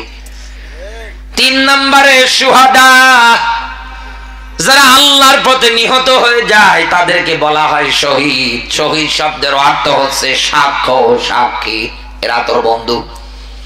4 নম্বরে সালিহিন, এরপরে আল্লাহ আবার কুদরতের আঙ্গুল দিয়ে আপনাকে আমাকে নিজে দেখাচ্ছেন ওয়া হাসুনা উলাইকা রাফিকা, এরা তো তোর উত্তম বন্ধু দুনিয়ায়। নিজে ঘোষণা দিয়েছে কে? আরো জোরে বলেন। এখন আপনার মনের মধ্যে প্রশ্ন আসবে যে আমাদের বন্ধুর তালিকায় দুনিয়ার ময়দানে শহীদরা হয় কেমনে? কারণ আল্লাহর পথে কেউ যদি নিহত হয়ে যায় তাকে তো সুন্দর করে কবরস্থ করা হয়। এনার তো আর আমি দেখা পাবো না দুনিয়ায়, এনার সঙ্গে তো আর আমার হাঁটা চলা হবে না, এনার সঙ্গে কোনো বাজারে আমি এক কাপ বসে চাও খেতে পারবো না। তো বন্ধু হলে তো বন্ধুর কাছে ফোন করা যায়, মোবাইল নাম্বার থাকে। তো আল্লাহর বান্দা তো কবরে, তাও আবার আমার বন্ধু, এনার সঙ্গে আমার কথাবার্তা তো আর হবে না কোনোদিনও। আমি যতই তার কবরের পাশে গিয়ে দাঁড়িয়ে কথা বলি না কেন, সে আমার একটা কথার জবাবও দিতে পারবে না। এই যে ইনি মনে করেন আল্লাহর পথে নিহত হয়ে গিয়েছে, এলাকার লোকজন যারা আছে সবাই এসে আল্লাহর বান্দাকে সুন্দর করে কবরস্থ করেছে। দর্শনা থেকে আলামিন ভাই আসার পরে বলছে আমার মহাব্বতের মানুষ আল্লাহর কোরআনের আয়াত অনুসারে আমার বন্ধুর তালিকায় যাই তো ওনার কবরের পাশে যাওয়ার পরে উনি সালাম দেবেন মনে করেন, এরপরে ভালো মন্দ জিজ্ঞাসা করবেন, ইনি কি একটা কথার জবাব ওই কবর থেকে দিতে পারবে? তাহলে কেন এই জায়গার মধ্যে আল্লাহ শুহাদা শব্দ দিয়ে এরপরে বললেন এরা তোর উত্তম বন্ধু? কেন? প্রথম 3টা তো আপনি পেলেন, কিন্তু ইনি তো কবরে, এনার সঙ্গে তো আমার কোনো কানেকশনে থাকবে না। আল্লাহ রাব্বুল আলামিন এটাই বুঝিয়েছে এই জায়গার মধ্যে বন্ধু হিসাবে উত্তমের তালিকায় শহীদরা কেন। এই যে হাদিস আর এই যে কোরআনের আয়াত বাস্তবে মিলিয়ে দিচ্ছি আপনাকে আমি। এই আল্লাহর বান্দা যতদিন দুনিয়ায় বেঁচে থাকবে ততদিন আপনাকে আমাকে এনার সঙ্গে সঙ্গ দেওয়া লাগবে। একথা বলে না কেন? যেহেতু এনার কর্মসূচি একটা, ইয়ামরুনা বিল মারুফ, সৎ কাজে আদেশ, অসৎ কাজ যেখানে ওই জায়গায় বাধা হবে। কুনতুম খায়রা উম্মাতিন উখরিজাত লিন-নাস, কারণ আল্লাহ দুনিয়ায় মানুষদেরকে একেবারে শ্রেষ্ঠ করে বানিয়েছে, সৎ কাজে আদেশ দেবে আর অসৎ কাজে বাধা দেবে। এই জন্য এখন ইনি একাধারে চেষ্টা চালাচ্ছে, জবান দিয়ে এনার একটাই মাত্র কথা, আল্লাহুল খুলকুল আম, সৃষ্টি যার, জমিনে একমাত্র আইন চলবে তার। আল্লাহর বান্দার এই প্রচেষ্টা, এলাকার অনেক মানুষ এনার পিছনে আছে, একাধারে সমর্থন দিয়ে রায় দিয়ে বিভিন্ন জায়গার মধ্যে নিয়ে যাচ্ছে। ইনিও আপনারা এনার পাশে থাকার কারণে বিভিন্ন জায়গায় অসৎ কাজগুলো বন্ধ করতেও সক্ষম হয়ে যাচ্ছে, কিন্তু এক জায়গায় যাওয়ার পরে কাফেরদের হাতে নির্যাতনের শিকার হয়ে দুনিয়ার থেকে বিদায় নিয়েছি। এনাকে তো সুন্দর করে কবরস্থ করা হবে। এই যে এতদিন আপনি এনার সঙ্গে ঘোরাফেরা করলেন, এনার সঙ্গে দুনিয়ায় আপনি এক জায়গায় এসে অসৎ কাজগুলো বাধা একাধারে দিতে শুরু করলেন, সৎ কাজ প্রতিষ্ঠা আল্লাহর আইন বাস্তবায়নের জন্য চেষ্টা চালালেন। ইনি তো শাহাদত প্রাপ্ত। কিয়ামতের দিন আল্লাহ যখন ডাক দিয়ে বলবে তোরা হাল বর্ডার থেকে আজকে 70 জন মানুষের জন্য আমার কাছে সুপারিশ কর, আমি আল্লাহ বলছি তোর সুপারিশ কবুল হবে। ওই দিন এই বান্দা ডাক দিয়ে বলবে মালিক এই যে আলামিন ভাই আমার বন্ধু, এই যে এই লোকটা আমার বন্ধু, দুনিয়ায় আমাকে দিনের পথে অটুট থাকতে গিয়ে অনেক পরিমাণ শ্রম দিয়েছে, আমার পিছনে একাধারে চেষ্টা চালিয়েছে। আল্লাহ আজকে যদি জান্নাতে আমাকে দাও, একা যাব না, আমার আহাল বর্ডার থেকে শুরু করে আমার এই বন্ধু বান্ধব গুলোকে নিয়েই আমি জান্নাতে প্রবেশ করব। রাসূল জানিয়েছেন শহীদ যারা হয় কিয়ামতের দিন আল্লাহ তারা যখন সুপারিশ করবে আমার আল্লাহ তাদের সুপারিশ গুলো কবুল করবে। এখন আপনি চিন্তা করে দেখেন, আপনি যেই দলকে গালি দেন, আপনি আজ দুনিয়ায় যে ইসলাম প্রতিষ্ঠা যারা করতে চায়, কোরআনের আইন যারা বাস্তবায়ন করতে চায়, তাদেরকে যারা কার বলে দূরে ঠেলে দেন, তাদেরকে যে আপনি জঙ্গিবাদ বলেন, কোরআনের আয়াত এবং হাদিস দিয়ে আমার এই এতটুকুন কথায় আপনি কি বুঝতে পারলেন? দুনিয়ায় যদি এই রাজনীতিও আপনি করতে পারেন, কেউ না কেউ আপনার জন্য কিয়ামতে আল্লাহর কাছে সুপারিশ করবে। এখন আপনি যদি বলেন যে আমার দরকার নেই সুপারিশের, আমি ওদেরই দল করব কারণ আমার চেয়ার দরকার, করেন। কিন্তু একটা বিষয় পরিষ্কার ভাবে ক্লিয়ার হবে, এই দুনিয়ার ময়দানে টুপিওয়ালা যারা রাজনীতি করে, বাংলাদেশ জামাত ইসলামের তালিকায় যারা আছে, এদেশে কোরআনের আইন যারা বাস্তবায়ন করতে চায়, এরা কোনোদিন চেয়ারের লোভে রাজনীতি করে না। কারণ এদের আয়াত চোখের সামনে ভাসে, আল্লাহকুমুত তাকাসুর, আল্লাহর স্পষ্ট ব্যাখ্যা, দুনিয়ায় ধন সম্পদ টাকা পয়সা প্রচুর্য, এগুলোর জন্য তোমরা প্রতিযোগিতা করবে না। অমাল হায়াতুদ দুনিয়া ইল্লা মাতাউল গুরুর, দুনিয়ার জীবন খেল তামাশা রং তামাশা ছাড়া অন্য কোনো কিছু না। আরে ভাই আপনি আয়াত না জানলেও টুপিওয়ালারা জানে। কি হবে দুনিয়ার ময়দানে আমার এগুলো চক্ষু দুইটা যদি বন্ধ হয়ে যায়, সব পড়ে থাকবে, আমাকে একাই যাওয়া লাগবে।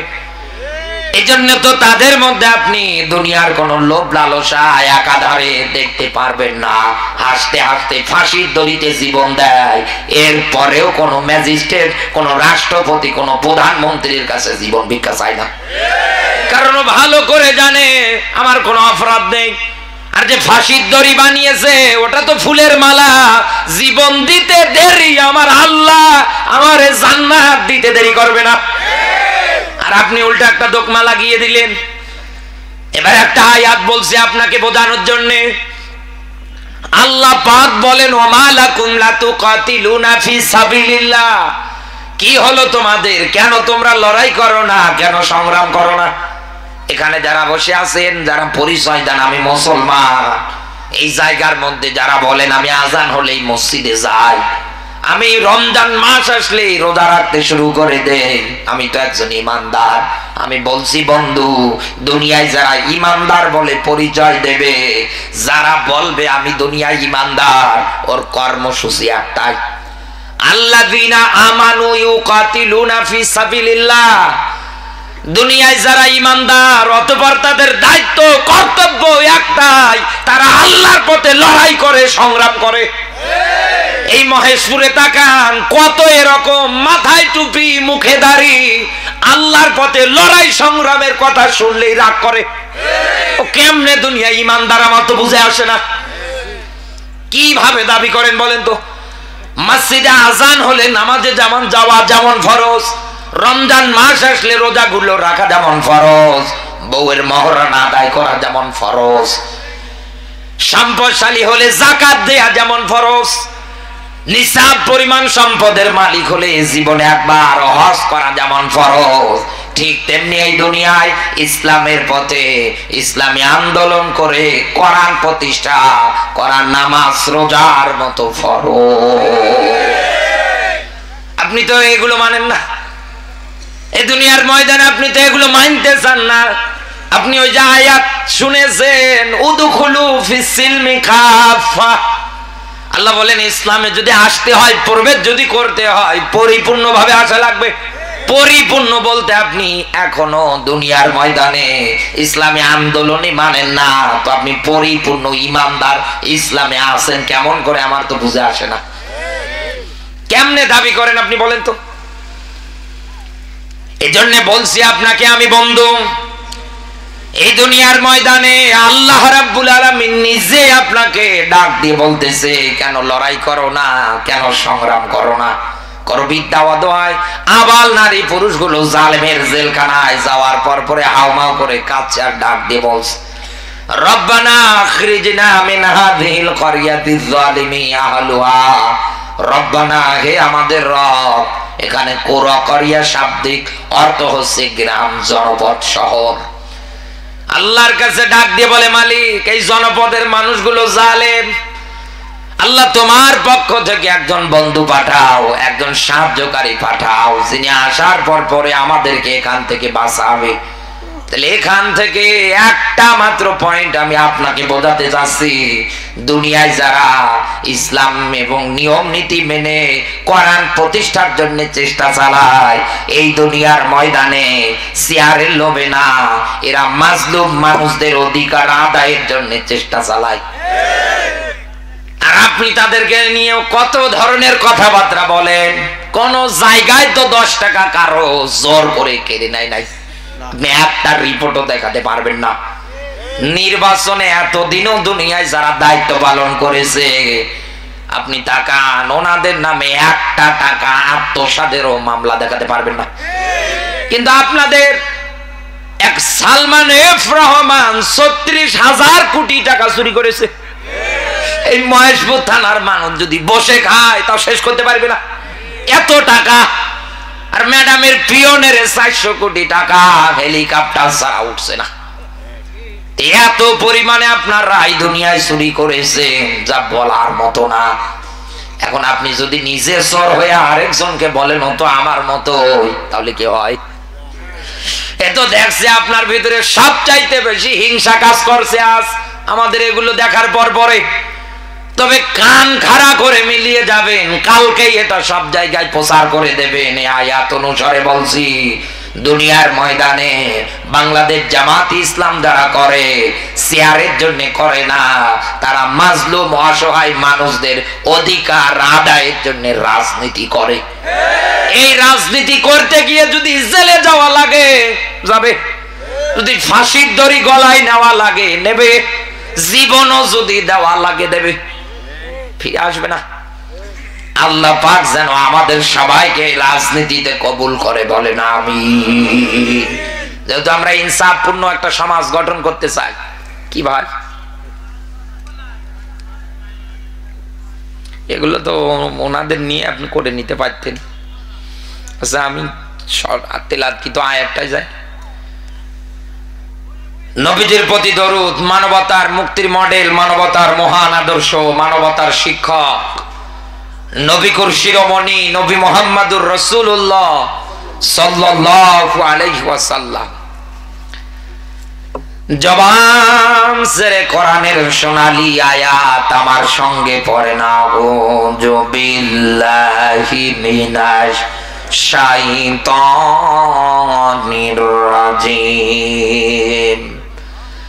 বিসমিল্লাহির রহমানির রহিম।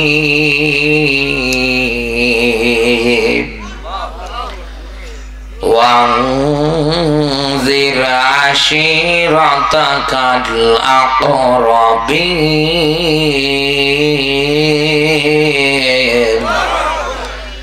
আগামীকাল কেউ যদি জিজ্ঞাসা করে কোন সূরা থেকে আলোচনা হয়েছে, আপনি বলবেন সূরা শুআরা 214 নম্বর আয়াত।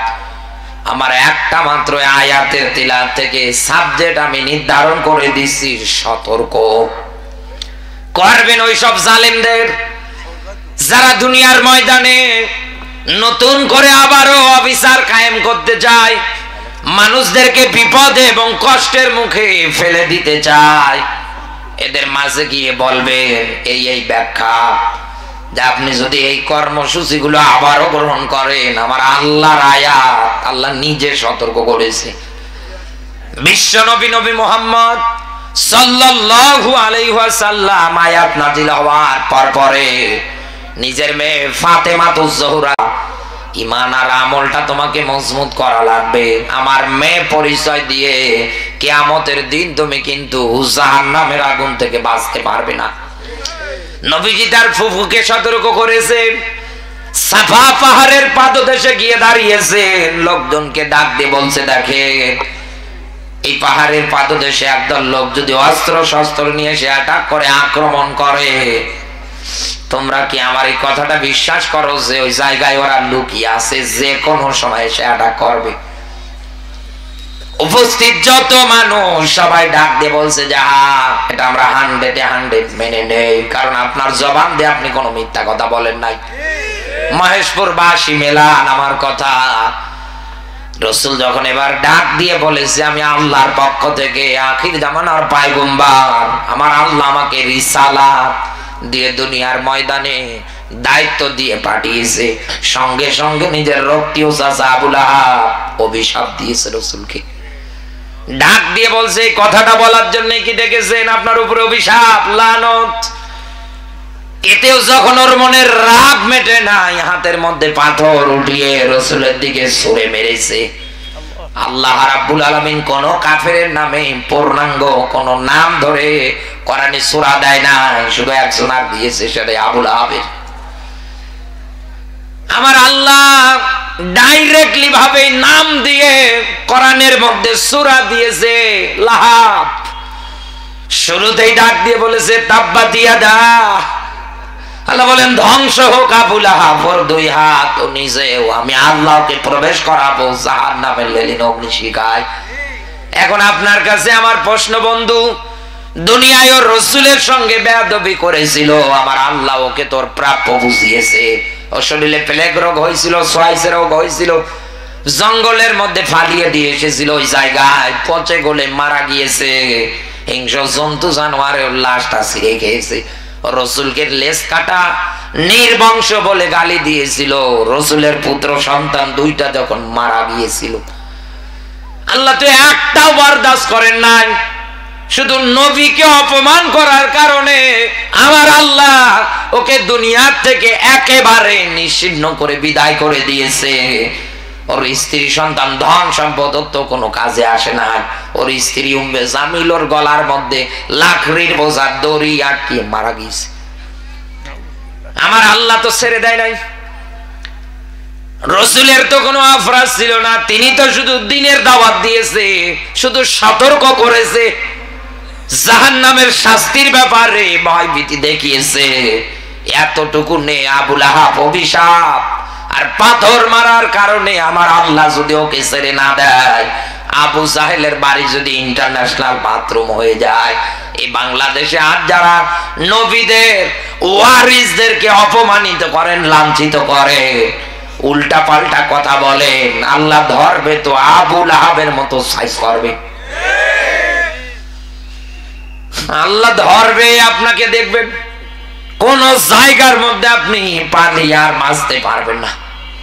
ইনি তাও পালানোর পরে বলছে আর কয়েক মিনিট দেরি করলে আসাদ আমার জীবন চলে যেত। আপনি এটা বলারও সময় পাবেন না। সম্মানিত মায়েরা যারা আছেন, এই আয়াত অনুসারে আমিও আপনাদেরকে সতর্ক করছি, পৃথিবীর ময়দানে নেতৃত্ব দেবে পুরুষেরা, তাদের নেতৃত্বটা আপনি মেনে নেবেন, কারণ আপনার স্বামীর নেতৃত্ব যদি আপনি না মানেন, আপনি জাহান্নামে যাবেন।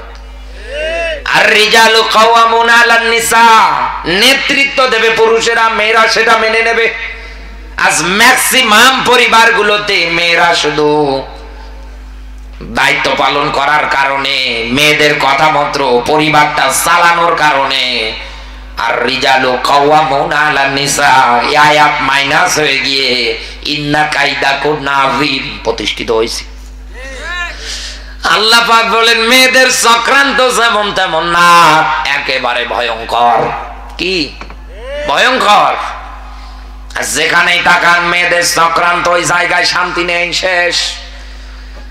যেখানেই দেখবেন মেয়েদের চক্রান্ত, সেটা পরিবার হোক, যেখানেই হয় হোক না কেন, মা বাবা থেকে সন্তান আলাদা। অথচ আল্লাহর কোরআন জানিয়েছে নেতৃত্ব দেবে পুরুষেরা, আর মেয়েরা সেটা মেনে নেবে।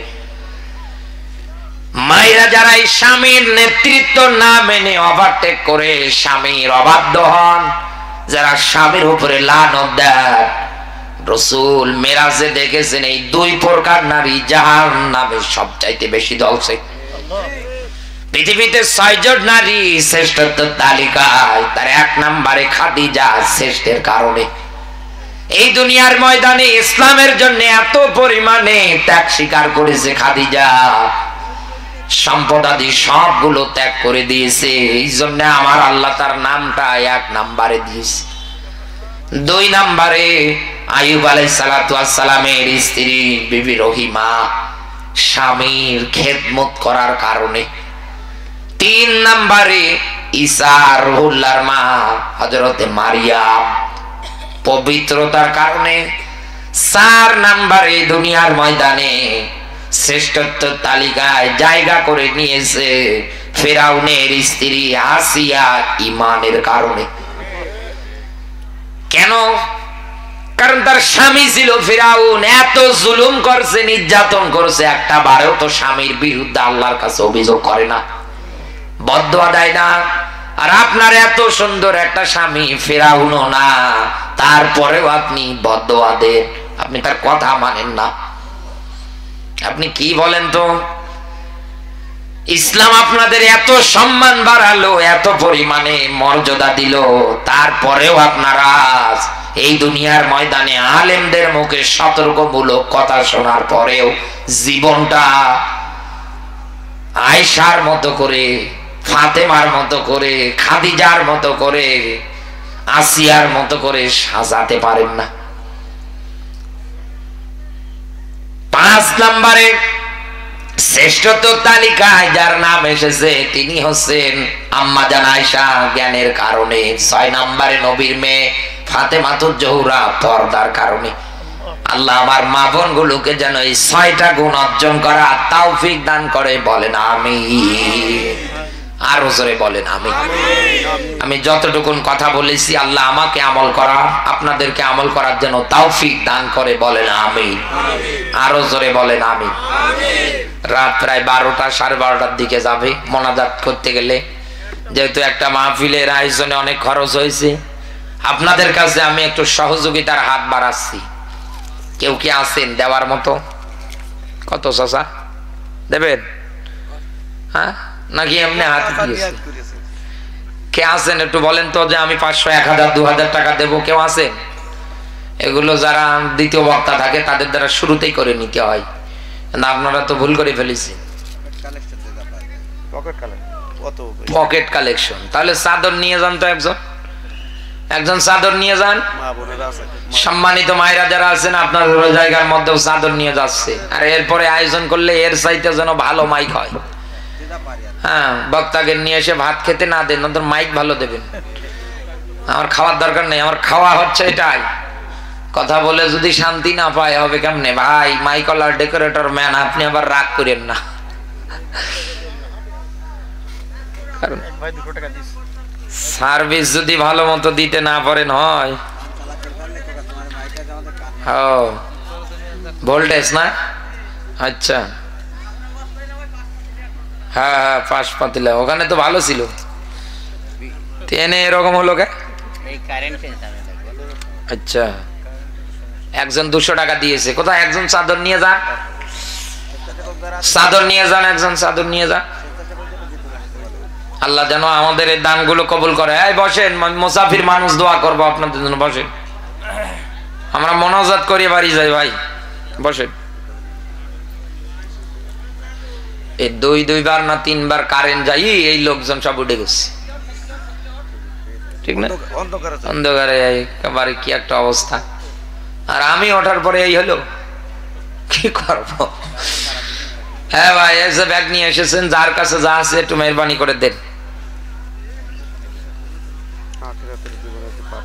আমরা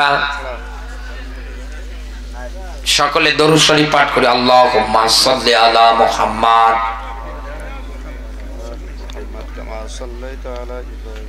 ওয়া আলা আলি আল্লাহুম্মা বারিক কামা ওয়া আলা আলি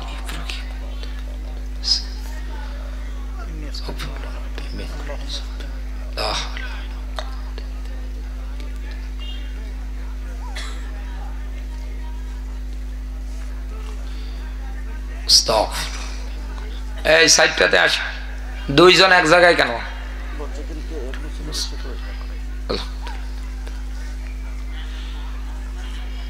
স্টপ। রানা এই দিকটা ওই যে হাত কালেকশন করে দিন, হাত কালেকশন আপনি ওঠেন দিন, আপনি ওঠেন, স্টপ। ভাই তো উঠতে পারে, ওঠেন। এই দিকটা আপনি নেন, এই দিকটা আপনি নেন, হাতে নেন। সবাই দিন, কম বেশি সবাই দিন, যেহেতু মাহফিলে অনেক খরচ। ভাই দোয়া করেন। না আপনি করেন। আরে না না না, আর আপনি আপনি দোয়া করেন, আমি না আসি। আপনি আরে আপনি দোয়া করেন। মুসাফির মানুষ আপনি করেন। হ্যাঁ বাবা আমাদের এলাকার মানুষ। হ্যাঁ হ্যাঁ, আমরা পাবো কালেকশন। মুসাফিরের দোয়া কবুল হয়, কালেকশনটা হয়ে যায়। হয়ে গেছে না ভাই? ব্যাগ কালেকশন এটা শুরুতে যখন আমি স্টেজে উঠতাম তখনই যদি বলতেন আমি নামাই দিতাম ব্যাগ। একেবারে প্রথমেই খুতবার শেষেই লোক ভরাট ছিল, 3, 4, 8, 10টা ছেলে ব্যাগ নিয়ে গেলে ভালো হতো। এটা কি করলেন? শুরুতেই যদি ব্যাগ কালেকশনে করবেন সেটা শুরুতেই করতেন, বলে দিতাম, নামে যেত 5 মিনিট সময় হতো। এর সিদ্ধান্ত নিতে ভুল করে ফেলছে। প্রধান বক্তা যখন তুলতে হয়, হ্যাঁ দ্বিতীয় বক্তা আমার সাথে সাথে দিয়ে দিতে হতো। তারপর না আমরা দোয়ার দিকে যাব সবাই এখন। আল্লাহুম্মা আমিন। আল্লাহু আমিন। ربنا ظلمنا أنفسنا وإن لم تغفر لنا وترحمنا لنكونن من الخاسرين। আল্লাহ তাআলা তুমি তাকিয়ে দেখো তোমার বিশাল বিশাল সৃষ্টির তুলনায় আমাদের হাত দুটো বড় ছোট। আল্লাহ ছোট ছোট দুটি হাত নিয়ে তোমার দরবারে কোনার বোঝাগুলো মাথায় বহন করে আল্লাহ হাত দুখানা উত্তোলন করেছি, মেহেরবানি করে তুমি আমাদের মাফ করে দাও রব্বুল আলামিন। জীবনের অপরাধ গুলোর দিকে তুমি তাকিও না, তোমার মাফ করতে ইচ্ছা করবে না। আল্লাহ তাআলা তুমি গফুর গফফার। আল্লাহ তুমি তো সাত্তার। জীবনের অপরাধ গুলো যদি আবরণ দিয়ে ঢেকে না দিতে, রাস্তা দিয়ে গেলেও মানুষ আমাদের দেখার পর পরে টিটকারি মারতো। রব্বুল আলামিন যেমনি ভাবে জীবনের অপরাধ গুলোতে আবরণ দিয়েছো আল্লাহ, তুমি আমাদের গফুর গফফার নামের ওসিলায় মাফ করে দাও। দুনিয়ার সিজনারি ঠান্ডা আমরা সহ্য করতে পারি না, গরম সহ্য করতে পারি না। আল্লাহ মরণের পরে জাহান্নামে যদি জ্বালাও, আমাদের পক্ষে জাহান্নামের আগুন সহ্য করা সম্ভব না। আল্লাহ তোমার কাছে আরজি, আমাদের সবাইকে তুমি গুনাহমুক্ত জীবন নিয়ে বাড়ি যাওয়ার তৌফিক দাও। আল্লাহ তাআলা হাত উঠিয়েছে অনেক মানুষের জায়গায়, আল্লাহ এই হাত দুটো ব্যবহার করে আল্লাহ জনম দুঃখিনী মাকে চিরদিনের জন্য কবরে শায়িত করে দিস। আল্লাহ মায়ের কথা বড্ড বেশি মনে পড়ে, তোমার গলাগুলো দেখো চোখ থেকে পানি ঝরাচ্ছে। আল্লাহ মুসাফিরের হালতে দোয়া করছি, যাদের মা কবরে, কবরটা রিয়াজুল জান্নাহ বানিয়ে দাও রব্বুল আলামিন। সন্তান মানুষ করতে গিয়ে মায়ের যে কি কষ্ট, আল্লাহ এটা মা ছাড়া আর কেউ জানে না। তরমুজের মতো করে বহন করেছে পেটে। আল্লাহ 2.5 বছর ধরে দুগ্ধগুলো পান করিয়েছে। আল্লাহ নিজে না খাইয়ে আমাদের খাইয়ে বড় করেছে। আল্লাহ আদরের মা যাদের কবরে ওয়ারিশ হিসাবে দোয়া করছি, কবরটা রিয়াজুল জান্নাহ বানিয়ে দাও রব্বুল আলামিন। এই জায়গার মধ্যে অনেক মানুষ আছে বাবাকে হারিয়েছে। আল্লাহ বাবার কবরটাও তুমি রিয়াজুল জান্নাহ বানিয়ে দাও। রব্বির রহমহুমা কামা রব্বায়ানি সগীরা। আল্লাহ একেবারে এতিম যারা মা বাবা হারিয়ে হাত উঠিয়েছে, আল্লাহ উভয়ের কবরগুলোকে তুমি জান্নাতুল ফেরদাউসের বাগান বানিয়ে দাও। দাদা দাদি নানা নানি ফুফা ফুফি আত্মীয় স্বজন পাড়া প্রতিবেশী ময় মুরব্বী আহাল বড়া থেকে যারাই যাদেরকে হারিয়েছি বিদায় তার মাগফিরাত কামনা করছে, আল্লাহ তুমি মাফ করে দিও। আল্লাহ তাআলা আমার মা বাবা বেঁচে আছে, হায়াত গুলো বাড়িয়ে দাও। আল্লাহ আমার পরিবারটার উপরে খাস রহমত বরকত শান্তি নাজিল করে দাও। আল্লাহ যারাই আমরা জীবিত, আল্লাহ সবাইকে তুমি দ্বীনের জন্য, ইসলামের জন্য, কোরআনের জন্য কবুল করে নাও। আল্লাহ তাআলা যারা অভাবী অভাবগুলো দূর করে দাও, যারা ঋণগ্রস্ত ঋণ পরিশোধ যেন করতে পারে তৌফিক দাও। যারা অসুস্থ আল্লাহ তুমি শেফা আজিলা দান করে দাও। আল্লাহ যে যে কর্ম করে খায় আল্লাহ কর্মের মধ্যে বারাকা দান করো রব্বুল আলামিন। ও আসমানের মালিক, তোমার কাছে আরজি, শহীদ আল্লামা থেকে শুরু করে যত মানুষকে আমরা হারিয়ে ফেলেছি, আল্লাহ রুহের আত্মার মাগফিরাত কামনা করছি। জীবদ্দশায় যদি কোনো অপরাধ করে তাকে মাফ করে দিও আল্লাহ, শাহাদাতের মর্যাদা দিয়ে বরণ করে নিও রব্বুল আলামিন। ডক্টর শফিকুর ইসলাম মাসুদ ভাই থেকে আল্লাহ যত মানুষ ছাত্র শিবির করছে একাধারে, আল্লাহ ইসলামী আন্দোলনের অন্যতম রাহবার ডক্টর শফিকুর রহমান স্যার থেকে শুরু করে যারা এই ভূমিকা রাখছে, বাংলার টেকনাফ থেকে তেতুলিয়া, সুন্দরবন থেকে বান্দরবন, রূপসা থেকে বাতুলিয়া, আল্লাহ একাধারে যারা চেষ্টা চালাচ্ছে এই বাংলায় কোরআনের রাষ্ট্র গঠন করার জন্য, আল্লাহ আমাদের এই মনের তামান্না, এই চাওয়াটা তুমি পুরা করে দিও। চর্ম চোখে যেন দেখে মরতে পারি তোমার জমিনে তোমার কোরআনের রাষ্ট্র কায়েম হয়ে গেছে। আল্লাহ স্বপ্ন ছিল আমাদের, আল্লাহ আমার জীবন পর্যন্ত বিলিয়েছে, এরপরেও তিনি মাথা নত করে না। আল্লাহ স্বপ্ন ছিল মতিউর রহমান নিজামীর। আল্লাহ যে মানুষগুলো আজ ইতিহাস হয়ে আছে, এখন পর্যন্ত মানুষ তাদের জন্য চোখ থেকে অশ্রু ঝরাচ্ছে। রব্বুল আলামিন তোমার কুদরতি পায়ে ধরে বলছি, আল্লাহ মরণের আগে একটা বার অন্তত দেখে যেন মরতে পারি কোরআন দিয়ে তোমার দেশটা চলতেছি। আল্লাহ এটাতে সবাই যেন আমরা একাধারে ভূমিকা রাখতে পারি, তুমি তৌফিক দিও রব্বুল আলামিন। আমাদের পরিবারগুলোর উপরে খাস রহমত শান্তি বরকত দিয়ে দাও আল্লাহ। ছেলেগুলোকে হাসান হোসেনের মতো কবুল করো আল্লাহ, মেয়েদেরকে ফাতেমাতুজ জোহরার মতো ঈমান দিয়ে দাও রব্বুল আলামিন। পুরাতন খোলা যুব সমাজের উদ্যোগে আজকের এই আয়োজন 10ম বার্ষিক, আল্লাহ সভাপতির দায়িত্ব যিনি পালন করছেন ফিরোজ মাস্টার, আল্লাহ তোমার গোলামকে তোমার হাওলায় সফরদ করলাম, কবুল করে নাও রব্বুল আলামিন। মাহফিল পরিচালনায় যিনি আছে তোমার গোলামকেও কবুল করে নাও আল্লাহ তাআলা। আমার আলামিন ভাই কথা বলেছেন, আবু সাঈদ ভাই কথা বলেছেন, আল্লাহ আমি ছোট্ট মানুষ, আমার এই ভাই দুটোকে তোমার হাওলায় সফরদ করলাম। আল্লাহ আমার এই ভাইগুলোর কণ্ঠগুলোকে কবুল করে নাও। আল্লাহ সুস্থ রাখো, ভালো রাখো। আল্লাহ পরিবারের উপরে খাস রহমত বরকত দান করো। আল্লাহ আবু সাঈদ ভাইয়ের বাবা বসে আছেন পাশে, আমার উস্তাদ। আল্লাহ সারাটা জীবন যিনি জ্ঞানের আলো ছড়িয়েছে, আল্লাহ তোমার গোলামকে তুমি কবুল করে নাও। পিতৃমাতৃকুল থেকে যাদেরকে হারিয়েছে, বিদায় তার মাগফিরাত কামনা করেছে, মাফ করে দাও। আল্লাহ যে বাড়িতে খানা পিনা করেছি, বাড়িটা কবুল করে নাও।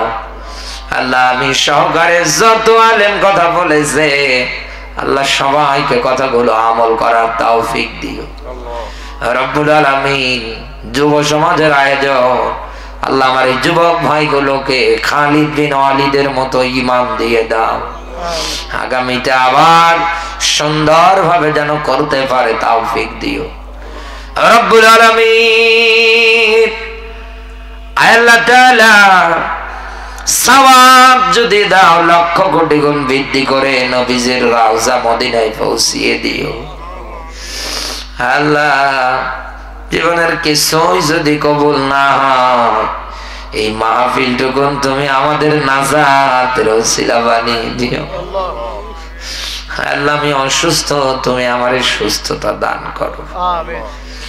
আল্লাহ আমার মেধা শক্তি স্মৃতি শক্তি ভালো করে দাও। আল্লাহ কোরআনের হক কথা যেন বলতে পারে তৌফিক দিও। আল্লাহ যত আলেম মাঠে ময়দানে কোরআনের কথা বলে, আমার এই কলিজার টুকরা ভাইগুলোকে সুস্থ রাখো, ভালো রাখো। আল্লাহ নিরাপদ সফর তুমি দান করো। আল্লাহ আমার আলামিন ভাইয়ের আগামীকাল পরীক্ষা আছে, আল্লাহ সুন্দরভাবে যেন পৌঁছাতে পারে তৌফিক দিও। আল্লাহ সুন্দরভাবে যেন লিখতে পারে, যাবতীয় বিপদ আপদ থেকে তুমি হেফাজত করি। আল্লাহ সুন্দর করে যেন আবার বাড়ি ফিরে আসতে পারে তৌফিক দিও। আল্লাহ তাআলা রেজাল্টটা যেন ফার্স্ট ক্লাস পাস হয়, তুমি কবুল করে নিও। আল্লাহ তাআলা সামনে আবারও অনেকে পরীক্ষা দেবে, প্রস্তুতি নিচ্ছে। আল্লাহ মা বাবার মুখ যেন উজ্জ্বল করতে পারে তৌফিক দিও। আল্লাহ যত হাফেজ আছে, হাফেজ গুলোর ইলম তুমি আরো বাড়িয়ে দাও। আল্লাহ আমার মা বোন গুলোকে খাদিজাতুল কুবরার মতো আদর্শবান বানিয়ে দাও। আল্লাহ আমাদের ঘর গুলোকে তুমি কবুল করে নাও রব্বুল আলামিন। যা চাইলাম, যা চাইতে পারলাম না, তুমি তো আলিমুন বিজাতিস সুদূর, মানুষের অন্তরের খবর তুমি জানো। আল্লাহ তোমার কাছে আরজি, আল্লাহ মনের সব জায়েজ আশাগুলো তুমি পূরণ করে দিও। আল্লাহ এই মানুষগুলোকে তুমি কবুল করে নিও।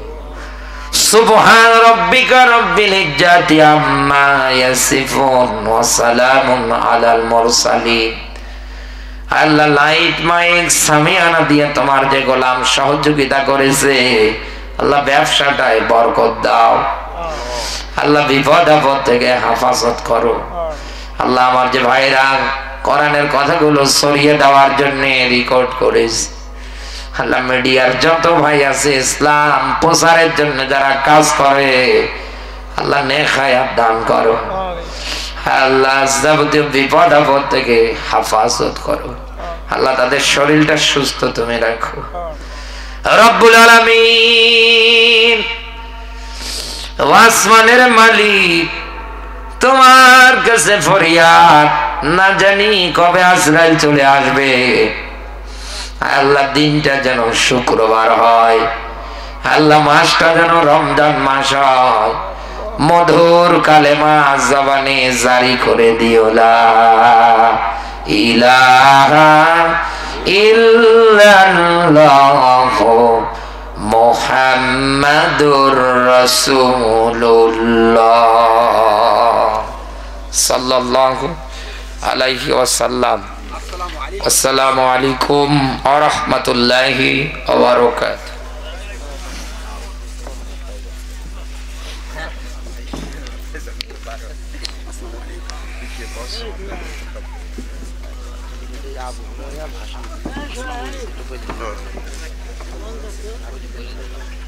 আবরারে ভাষণ পোতা 500 টাকা দিছে বলে দেন। হবে না